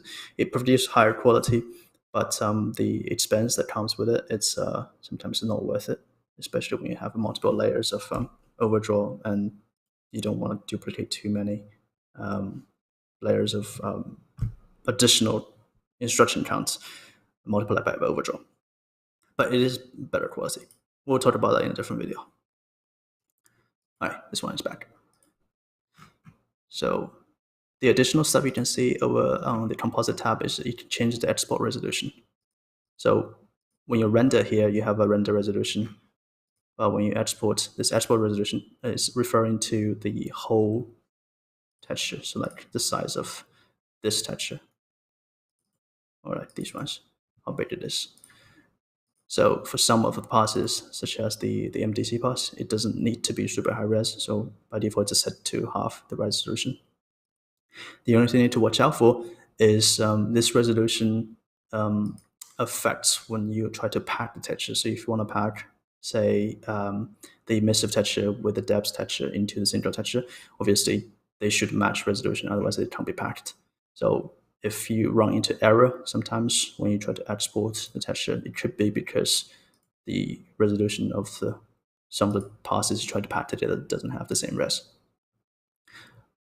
Here you could also turn things into grayscale. So if you want to, sometimes people will have a workflow where you don't want to spend the expense of 3 different colors. You just want to export a grayscale color. Let's go to final color, for instance. And you want to use the grayscale value to represent things like temperature. Then you want to use the black body node inside Unreal to drive the temperature, which is reshaded. So you can achieve that by going to the colors and set this to some of the grayscale options. You have a default version, or you could have your custom. You can adjust it however you like. So you can export that. So if you want to export this, then go to export, and you don't need to do final color RGB. You can just ditch all of these, just use like 0, 0 or something, or patch something else into it. In Unreal, you have the ability to compress the texture to just use the red channel, and that will save you some memory. So that's one thing you could do. Let's see if there's anything else. There's some control for depths as well. Usually this is like for debug only. If your depths looks all right, then you don't need to tweak these. But this is what the depth texture looks like. It's a single channel, so it's red. Whatever is closer to you will be darker, and whatever is further away from you will be more white. And the background color is just 1, that represents the infinite background. Motion vectors. So the default one is this one. It's faster to decode, as I mentioned before, and the labs. This one is. I can show you what it looks like.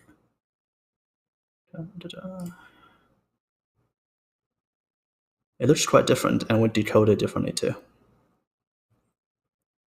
The advantage of the second option is that it offers motion vector accuracy close to the R16 G16 version, which is a 16-bit texture at half the memory. But it does create additional instruction count that you need to compute. So this looks weird, but it will decode correctly. Now, if you don't care about, if you want highest quality without worrying about the texture size, you could just go for R16, G16, which is higher. I think that's most of the stuff we have here. Also, we're doing an Unreal live stream, but if you use Unity, you can change the normal axis system to Unity, and that's just a difference. I can't believe you. Stream is The over. The scandal. All right. So if you want the plugin that we've been talking about, click on this, and this will bring you to the different versions we have. Typically, we try to support up to like 2 versions prior to the current version. So we have 26 and 27. What you would do is grab this folder and copy paste into the Unreal project directory next to where the content folder is under the plugin. So if you want to understand the details of how to install it, there's a plugin installation guide. And this is for vertex animation. So this thing contains everything that's we ship related to Side Effects Labs and Houdini. So it has the vertex animation shader in it, as well as the flipboard shader. There's some additional stuff. You probably don't need to worry about it too much. The one thing I want to point out is that for sometimes if you want to have multiple different volumes, you want to merge them together and render them in a single pass, you could create, let's say, like I have this volume using one Parabit volume, I want to have a different one. You can turn on the additional volume paths. Once you have that on, you go back to the render intermediary images, you get this additional drop-down menu here that's hidden otherwise. So you could drag the a different one, let's say, just put an example here, Pyro. You can like do that. So you can have up to 5 different volumes meshed together. That's it. All right, let's go to the engine side. So once you import the textures, you can batch select them, do that setting. Sometimes once you apply the setting, you need to Control S to save it. Occasionally you need to restart the editor for the compression to apply correctly. I don't know exactly why that happens, but it tends to happen sometimes. So if you see let's say your motion vector is not producing a smooth result, and try to like restart your editor. But as you can see here in this example, the animation is running at 15% of the original speed. So this is the incoming speed. Crazy, dude. But the reason you can do so slow is because of the motion vector.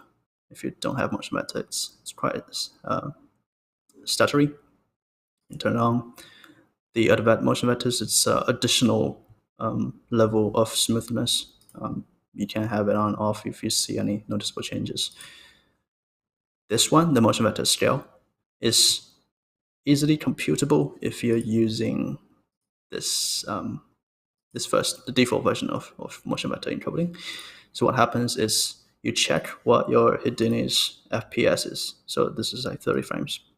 So all you need to do here for the motion vector scale is type 1/30, and that's the correct one you should have. By default, it's different. It's 1/24. But if you say it's 1/30, that's the one. If you're using 16-bit motion vectors, you can turn on this option.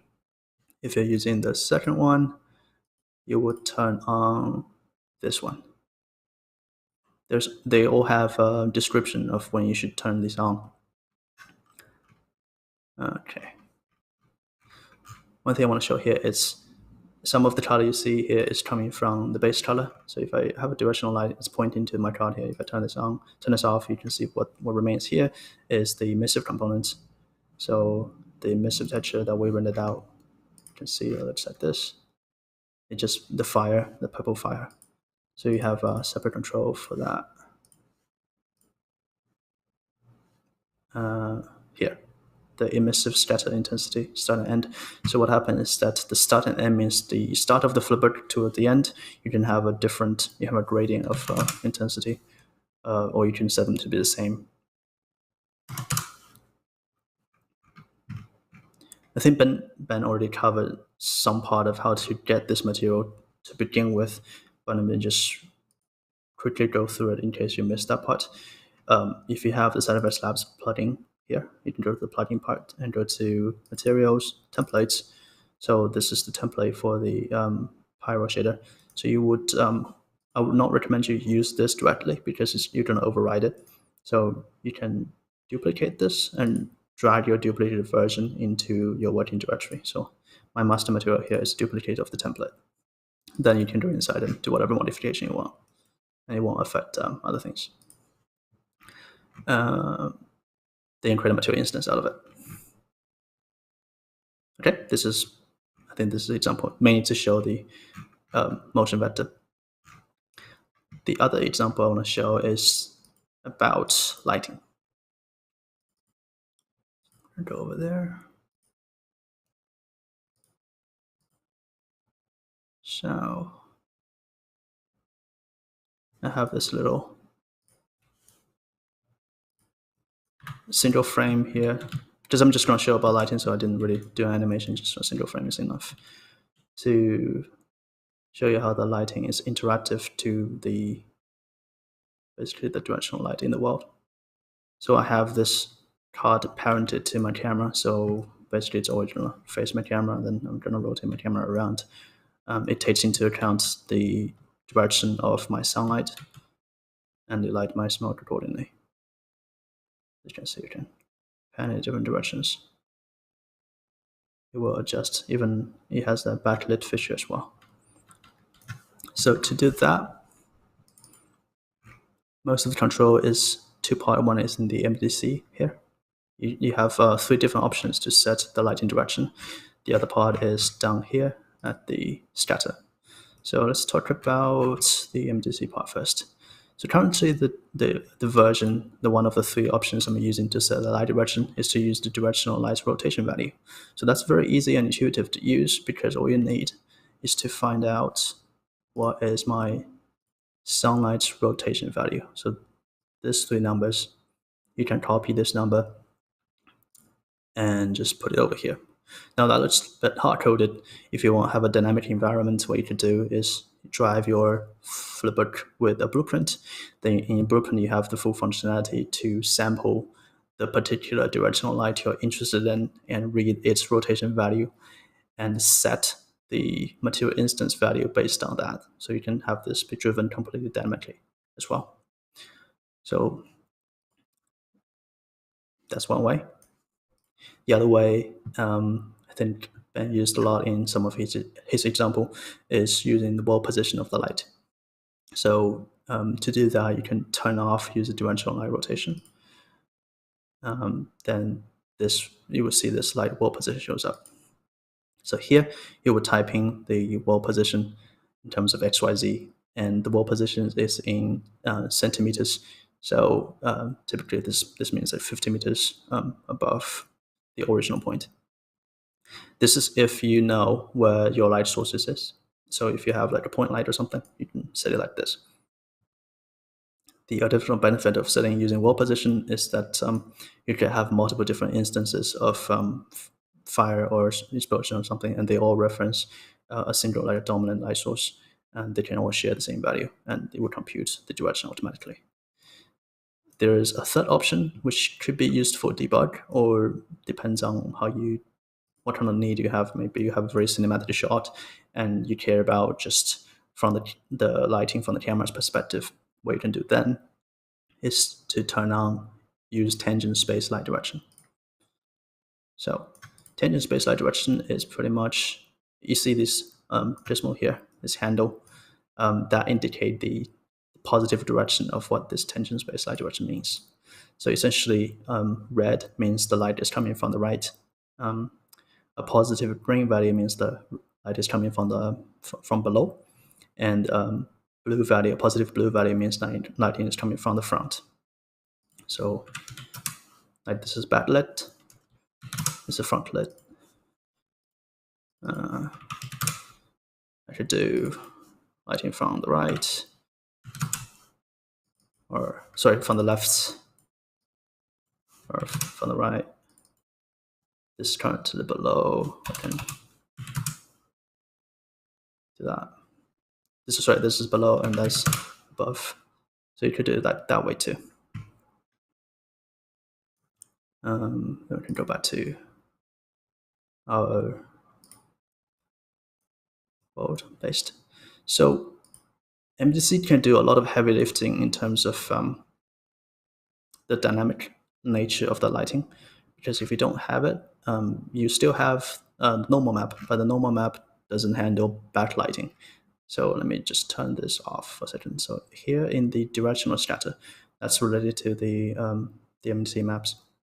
So if I turn off this scatter intensity, and that's what you get if you only have normal, and this is, you have nothing, just like a flat normal with a little bit normal, you get some kind of result. With this on, you get much richer lighting description. So in terms of what MDC is, it's we just renamed it a little bit to be more flexible. It means like lighting contribution recorded from multiple directions. That's why it's multi-directional contribution. It's recorded from 8 different directions, so you can also call it like 8-point light. Traditionally, we have a 6-point light, where you're recording the lighting information from the cardinal direction of left, right, top, bottom, and front and back. The the one that Cyberflex Labs offers is just the optimization over that we recorded from the corners of a cube. So we think that the description is more accurate. Currently, it uses 2 textures. We think in the future version, we might just compress that into a single texture. So to further reduce the amount of textures you need to use. Now, the lighting from the MDC is controlled over here in the directional scatter, as I mentioned. You can change the color of it. You could change the contrast using the scatter curve. So a very contrasty or very non-contrasty. So somewhere, the default value actually can be a bit confusing. It looks just super washed out, but somewhere close to 2.2 could be a good value. I left it as 1.5. Intensity, as we already explained, that's just how bright it is. The offset is a uniform booster. So if your contrast is too contrasty or something, you can use the offset to adjust it. Typically, it's just a very, very tiny volume. Tiny value here. The emissive scatter is about emission. So the isolated emissive part, as you can see, this is like a weak value, and this is a stronger value.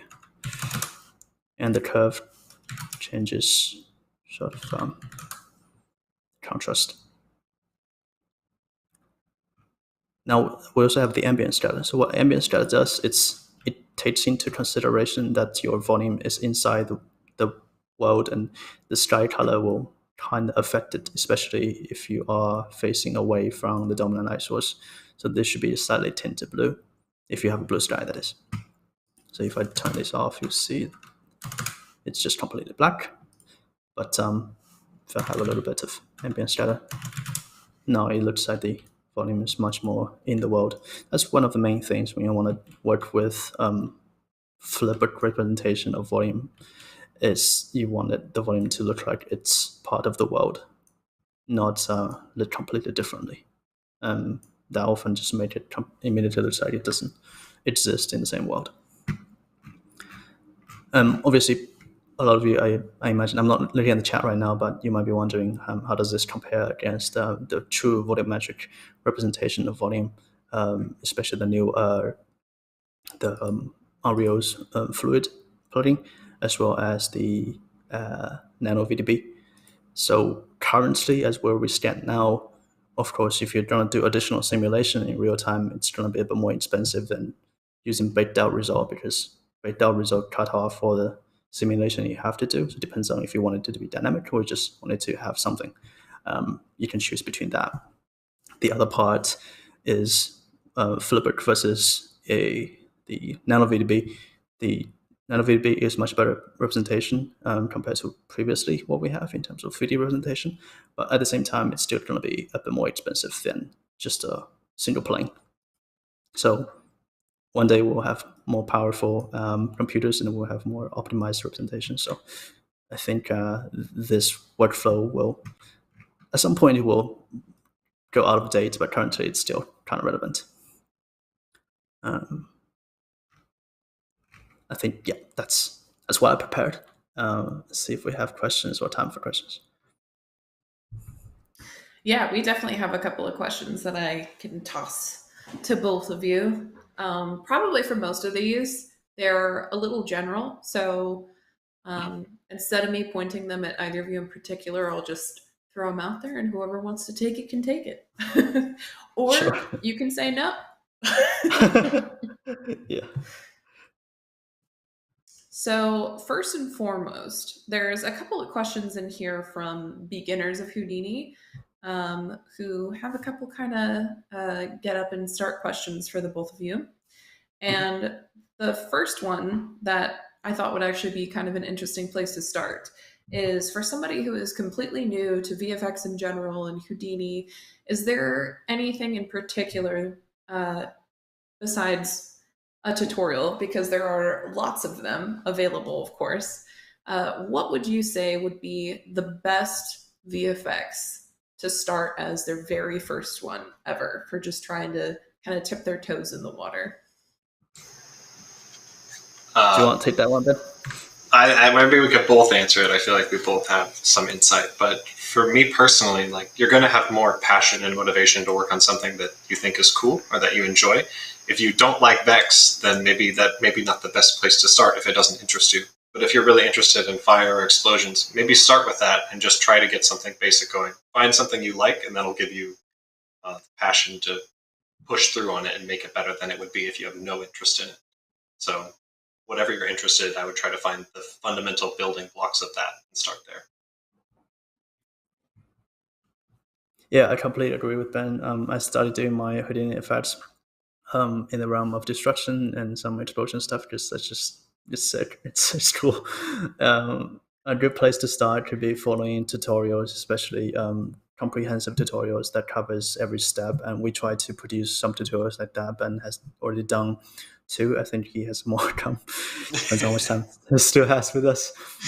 But yeah, our whole objective, the way we do our tutorial, is to go through every step so that nothing is really skipped or missed. So you know how to completely reproduce.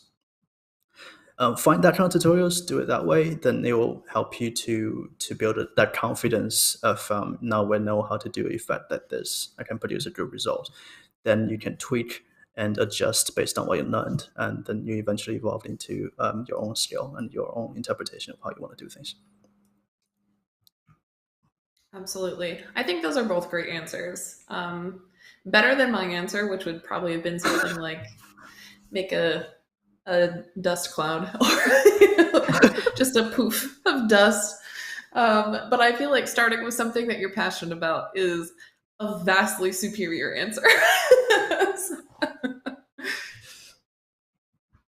Kind of keeping with the theme of beginners and starting to get into the program a little bit more, is there anything in particular in Houdini that you think is incredible and underutilized that maybe people either don't know about or is hidden in menus, things like that? I think a lot of people think when they think of Houdini, they think of it being too broad or too difficult to learn because there's a lot of depth that can go into learning Houdini. But to just getting started and doing simple simulations or just making a little, even just like a flip book or just a simple fire, just making something simple. I think a lot of people try to overcomplicate stuff sometimes, but you want to start smaller and then go up from there. I think something that's kind of underutilized is even just talking about flip books and that sort of thing. It's not hard to just get a simple flip book up and running and get it into Unreal. I think there needs to be more people doing that because I don't see too many other people working on that side as much. But yeah, my answer. Yeah, in terms of discovering, well, let me just add on to what Ben said of starting simple. It's critical when you want to handle stuff like Houdini, because Houdini is very broad. It's 25-year-old software.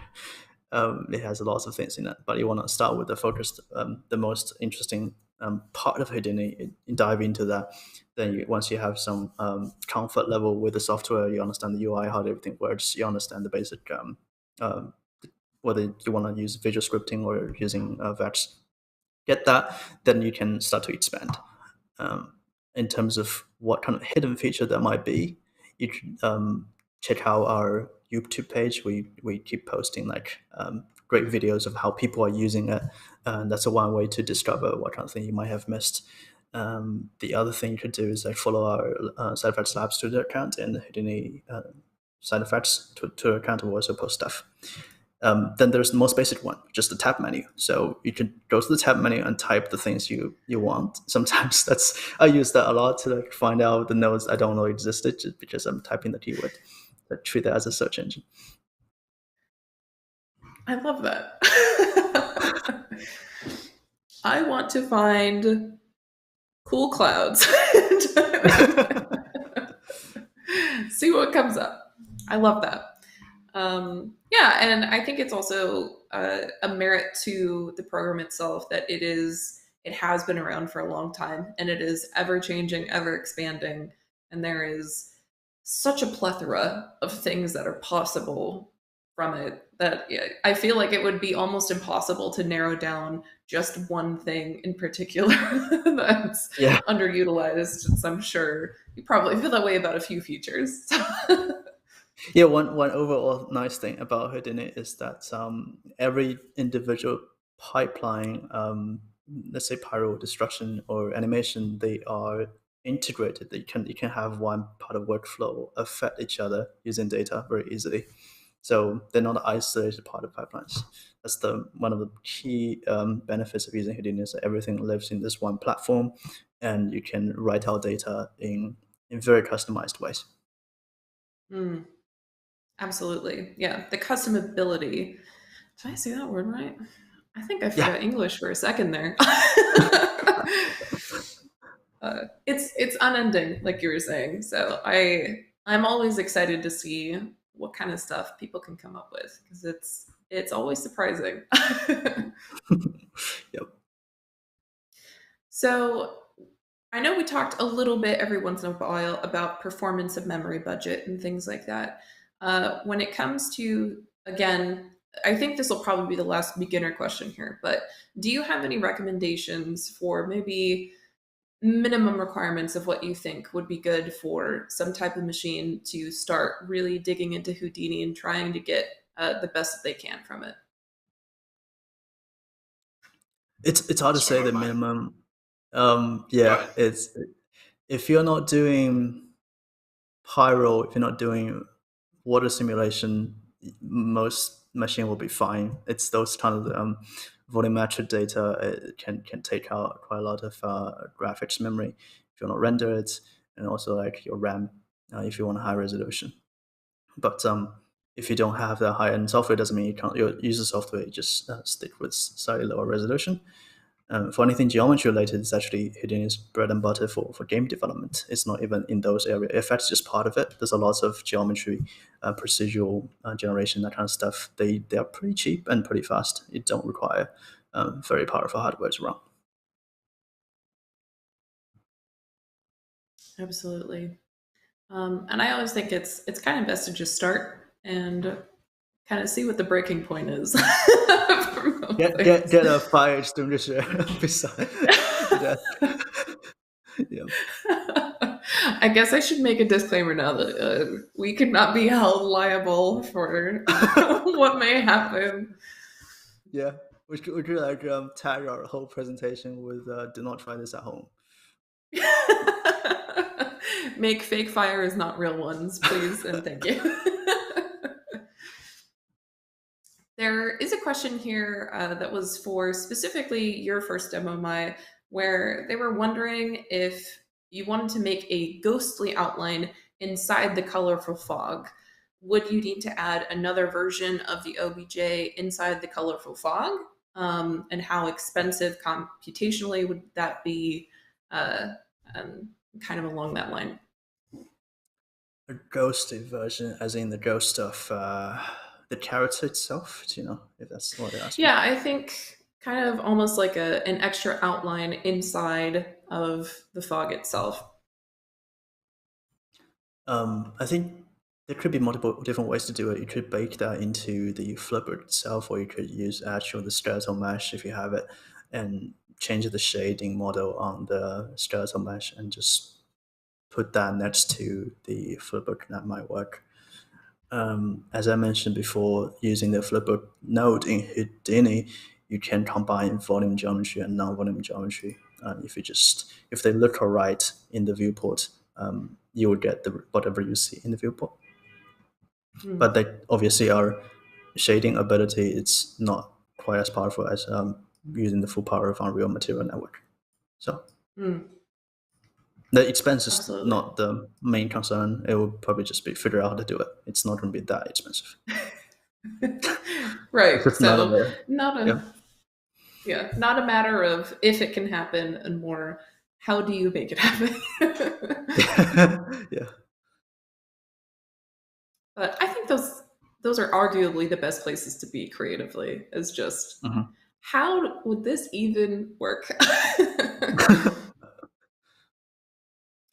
There is a question here asking about how you would apply physics like wind to sprite sheets, and if that's possible.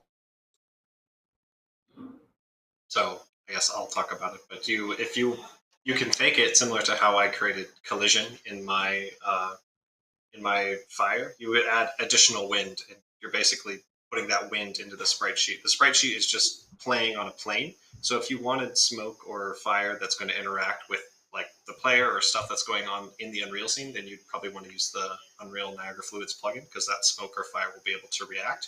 But you'd have to, if you want to make a really windy fire, then you'd have to bake that out of Houdini first and bring that in later. So it is possible, just a little bit of finagling would need to be done for it. Yeah. Awesome. Honestly, there's a lot of these questions that both of you did a fantastic job of answering just in your demos itself. So I'm making sure that I'm picking through and finding ones that won't be too repetitive for either you or the viewers. But can you add effects that spawn along the edges of other effects, like along a spline, for example? And if so, would that be something that you would focus more on doing in Houdini or in the engine itself? So I'll give my answer, and then Maya can probably expound on it a little bit. But like for my glass, when the glass pieces fall down around my character, every time they hit, there's actually a Niagara system that is spawning those smoke sprite sheets for each part of where it falls, and I'm just moving it within the Niagara system to be where I want it to be. I can comment more on the splines, but that's how I set up where it's like something hits it and then smoke would come out, for example.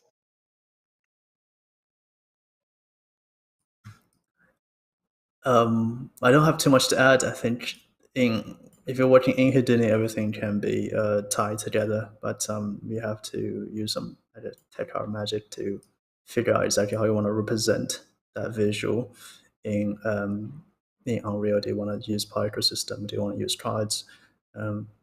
There's more stuff you can do sometimes if you just be a bit more creative for you how to set up your shader. Like, the shader doesn't just apply to the look of it, the pixel shader. Of course, you can change your the vertex shader to move the geometry that actually shows the pixels in certain ways, and you can attach that to certain things.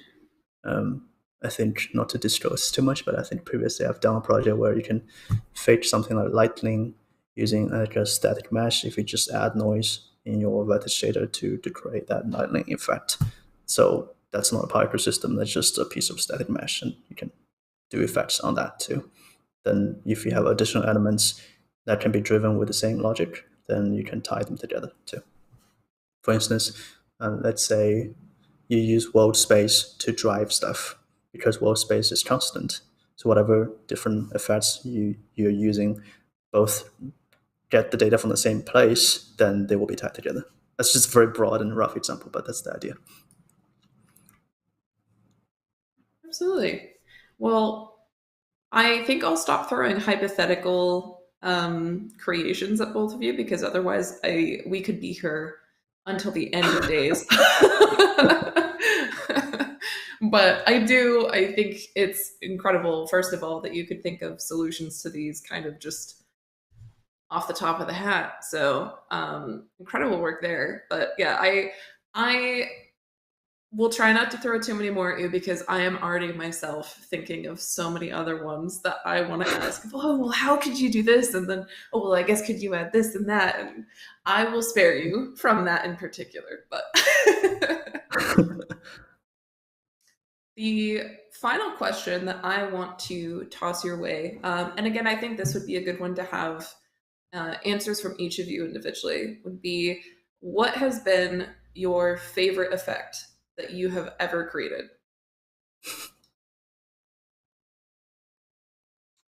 And why? That's a hard one. Maya, why don't you go first on this one? I can't talk about it. It's under NDA. It's a hologram effect. That's all I can say. I spent quite some time on it. Yep. It's also a Houdini to Unreal pipeline. We have the geometry and the necessary texture and data that needed to drive the shader in Unreal produced in Houdini through a whole procedure pipeline. Mm. I have a little like one of my favorite anecdotes I tell people is because it's a whole procedure system. Like one day we received a different concept design from the client. They can just change the base PDF that we need to use to generate all the downstream stuff.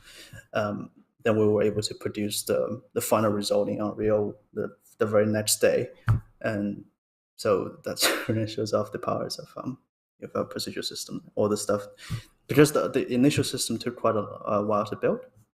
When they just swapped out the concept, they probably expected us to take a week or two to get new stuff, but it just took a day. So. Nice. I didn't mean to ask you such a risky question, but I'll consider it paybacks for the Unity comment.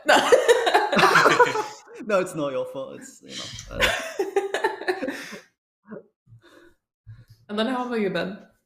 I guess because it's decently fresh in my mind, the lightning thing was like one of the first things I did at Side Effects, and that was something that I felt like I made something very complex and has many different moving pieces. So for me, that's probably my favorite thing so far, just because I feel like it presented well, and it's good in different areas of Unreal and Houdini, which I've been using it for about a year now. So yeah, it's my favorite effect so far, probably. Understandable, because it is very, very cool. We can add that on the list too. It was complex, there's a lot of moving parts, and it's also just really freaking cool. So I'll put it on my resume. Makes cool things. Thank you, signed Ben. Thank you. Well, with that, is there anything else in particular that you would like to make sure you have a chance to tell the viewers in case it wasn't covered so far? Do you have anything, Ben? Don't give up. You can do it. Right. Yep. It's all doable. Some things seem unapproachable, but you can do it. Just keep going. Yeah. That's a very good one. Very good motivation. What can I say? That's gonna be equally as true. Try to be creative. That's what I'm gonna say. Just there are certain way of doing things that's well established. People do it. You know about people doing it this way. Don't let yourself be constrained by that tradition. You just look at the problem and think about exactly what does this problem need, and how can I arrange my ingredients to achieve the result. Maybe you will discover something new that hasn't been done before. I love that. That was awesome. I didn't necessarily expect the motivation, but I really love that. And I'm going to go cry off screen a little bit about it. I feel so inspired. You're kind.